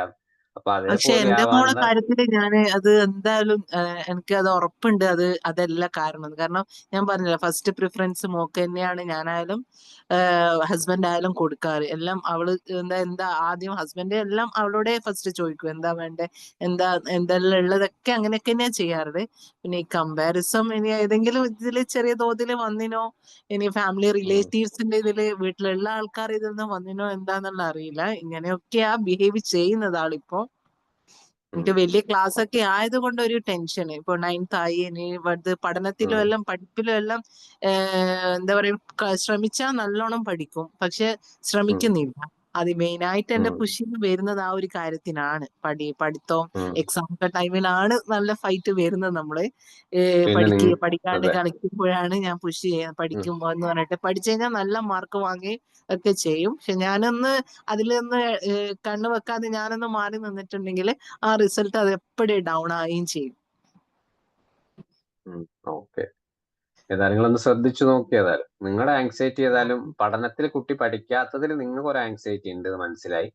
ആങ്സൈറ്റി ചെയ്താൽ മൂക്ക് കൊടുക്കണ്ട, അവള് ഇഷ്ടംപോലെ പഠിച്ചോട്ടെ. നമ്മള് മാക്സിമം സപ്പോർട്ട് ചെയ്യും. നിനക്ക് ഏതെങ്കിലും മനസ്സിലാവാത്ത ഏതെങ്കിലും ചാപ്റ്ററുകൾ ഉണ്ടോ, അല്ലെങ്കിൽ നിനക്ക് ട്യൂഷന് വേണോ, അല്ലെങ്കിൽ വേറെ ആരോടും സംശയങ്ങൾ ചോദിച്ച് പറഞ്ഞു തരണം. സ്റ്റാൻഡേർഡിൽ അങ്ങനെ ബുദ്ധിമുട്ട് തോന്നിയിട്ട് 1 to 1 ട്യൂഷൻ തന്നെ 3 സബ്ജക്റ്റിന് കൊടുത്തു. അവൾ എന്നെ പറഞ്ഞു, എനിക്ക് ഇന്ന വിഷയങ്ങൾ പഠിക്കാൻ കുറച്ച് ബുദ്ധിമുട്ടുണ്ട്. അതൊക്കെ അപ്പൊ അത് കൊടുത്തതല്ല, അത് കൊടുത്തിട്ട് ഇപ്പൊ ആ ക്ലാസ്സിന് ഇരിക്കണമെങ്കിൽ ഞാൻ പുഷ് ചെയ്യണം. അതാണ് പ്രശ്നം. മോളെ സമയമായി അശ്- ട്യൂഷനാണ് എന്നുള്ള ആ ഒരു അവയർനെസ് അങ്ങനെ വരുന്നില്ല. അത് എന്റെ ആ, ഇതാണല്ലോ, എനിക്ക് പഠിക്കാനാണല്ലോ, അപ്പൊ ഞാനത് ഇരിക്കണമല്ലോ എന്നുള്ള ആ ഒരു അവയർനെസ് വരുന്നില്ല. അപ്പൊ എന്താ പറയാ, ഞാൻ തന്നെ അത് പറയാണ്ടിരിക്കണം, മോളെ സമയം ആവുന്നുണ്ട്, ട്യൂഷൻ ആവുന്നുണ്ട്, റെഡി ആയിക്കോളെ ഒക്കെ, ടീച്ചർ എന്ന ഹോംവർക്ക് ചെയ്ത ആ ഒരു ഇത് ഞാൻ തന്നെ ചെറുതിലേ പറയുന്നത് പോലെ ഇപ്പോഴും പറയേണ്ട ആ ഒരു ഇത് വരുന്നു. ഓക്കെ, ശരിയായിക്കോളും, പേടിക്കണ്ട. ആ, അതൊന്നും വലിയ വിഷയങ്ങളല്ല. ഓക്കെ, നമുക്ക് ഓക്കെ. എന്നാല് ഓക്കെ, താങ്ക് യു. വൈൻഡപ്പ് ചെയ്താലോ? ഇനി എന്തെങ്കിലും ചോദിക്കാണ്ടോ? യെസ്, നന്നായി പറയൂ. നല്ല ഓക്കെ, താങ്ക് യു. അപ്പോൾ അതിന്റെ PPT ഞാൻ നമ്മുടെ മെയിൻ ഗ്രൂപ്പിൽ ഷെയർ ചെയ്യാം. വേണം ആളുകൾക്ക് ഉപയോഗിക്കാം. നമുക്ക് അടുത്ത ആഴ്ച കാണാം. Okay, thank you. ഓക്കെ ഒരു പുതിയൊരു കാര്യം സെഷനുമായിട്ട് വരാം. ചോദിച്ചോട്ടെ സർ? പറഞ്ഞു. സാർ, അതെ, ഇപ്പൊ ഇങ്ങനെ ഈ ഡെയിലി റുട്ടീൻസ് ഇതുപോലെ ടീനേജേഴ്സ് കുറെ പേര് ഈ റുട്ടീൻ മെയിൻറ്റെയിൻ ചെയ്യുന്നില്ല, മെയിൻലി ഇപ്പൊ പ്രയർ കാര്യങ്ങളൊക്കെ ചെയ്യുന്നത്. അപ്പൊ സാർ പറഞ്ഞില്ല ഇപ്പൊ ഗ്രാറ്റിറ്റ്യൂഡ് ജേർണലിന്റെ കാര്യം. ആ ആ അപ്പൊ ഈ അതെ ജേർണലിംഗിൽ നമ്മളിപ്പോ ഈ റുട്ടീൻ ഫോളോ ചെയ്യാൻ വേണ്ടിയിട്ട് ഇപ്പൊ നമ്മൾ കൊടുക്കുമ്പോൾ ഡെയിലി എഴുതിക്കുകയാണോ വേണ്ടത്? അതെ, ഡെയിലി അവരെ കൊണ്ട് എഴുതിക്കുക. ഒരു കാര്യം ഒരു കാര്യം അവർ എന്താണ് ഗ്രാറ്റിറ്റ്യൂഡ് ജേണൽ കൊടുക്കുന്നത്, അതൊരു 3 ദിവസം അതേ വാക്ക് തന്നെ എഴുതിപ്പിക്കുക. എന്നിട്ട് 3 ദിവസം കഴിഞ്ഞിട്ട് നമ്മൾ എന്താണ് ആ കുട്ടീനെ കൊണ്ട് ഇവാലുവേഷൻ ചെയ്യിപ്പിക്കുക. സാധാരണ നമ്മൾ കൗൺസിൽ ചെയ്യുന്ന സമയത്ത് ഇവാലുവേഷൻ ഇല്ല, ജേണൽ ഇവാലുവേഷൻ. അതേപോലെ കുട്ടികൾക്ക് എഴുതാൻ കൊടുക്കുക. 3 ദിവസം കഴിഞ്ഞിട്ട് കുട്ടിനെ കൊണ്ട് ഇതിൽ എന്ത് മാറ്റമാണ് നിനക്ക് തോന്നിയിട്ടുള്ളത്, അല്ലെങ്കിൽ നീ ഇത് എഴുതുന്നത് ഇതേപോലെ എഴുതി പോവുകയാണോ, ഇതിന്റെ അർത്ഥം നിനക്ക് എത്രത്തോളം മനസ്സിലായിട്ടുണ്ട്, അതാണ് ഇവാലുവേഷൻ എന്ന് പറയുന്നത്. അത് ഏത് കുട്ടിയാണോ ക്ലയന്റ് ആണോ നമ്മൾ ഡയറക്റ്റ് ആയിട്ട് അവരോട് ചോദിക്കുക. ചിലപ്പോ പറയാൻ പറ്റുന്നില്ലെങ്കിൽ പേപ്പറിൽ വീണ്ടും നമുക്ക് എഴുതി തരാൻ പറയും. ഇതാണ് ആ റൊട്ടീൻ കീപ്പ് ചെയ്യുക, ഇവാലുവേഷൻ ചെയ്യുക എന്ന് പറയും. Okay sir, thank you sir, thank നല്ല യു. ക്ലാസ് ആയിരുന്നു. Okay, thank you. സാറിന്റെ CBT ക്ലാസ്സും വളരെ ഉപകാരപ്പെട്ടു കേട്ടോ. ഓക്കെ, ശരി, ഓക്കെ. ഏതായാലും നിങ്ങൾ ആളുകളിലൊക്കെ എത്തിക്കുക. CBTന്റെ അതേ പ്രാക്ടിക്കൽ ലെവലിൽ തന്നെ പോവുക. മാക്സിമം ടൂളുകളൊക്കെ ഉപയോഗിക്കുക. ഏറ്റവും ബെസ്റ്റ് ആയിട്ടുള്ള സയന്റിഫിക് ആയിട്ടുള്ളതാണ്. Okay, okay sir, thank you, good night. Good night, thank you.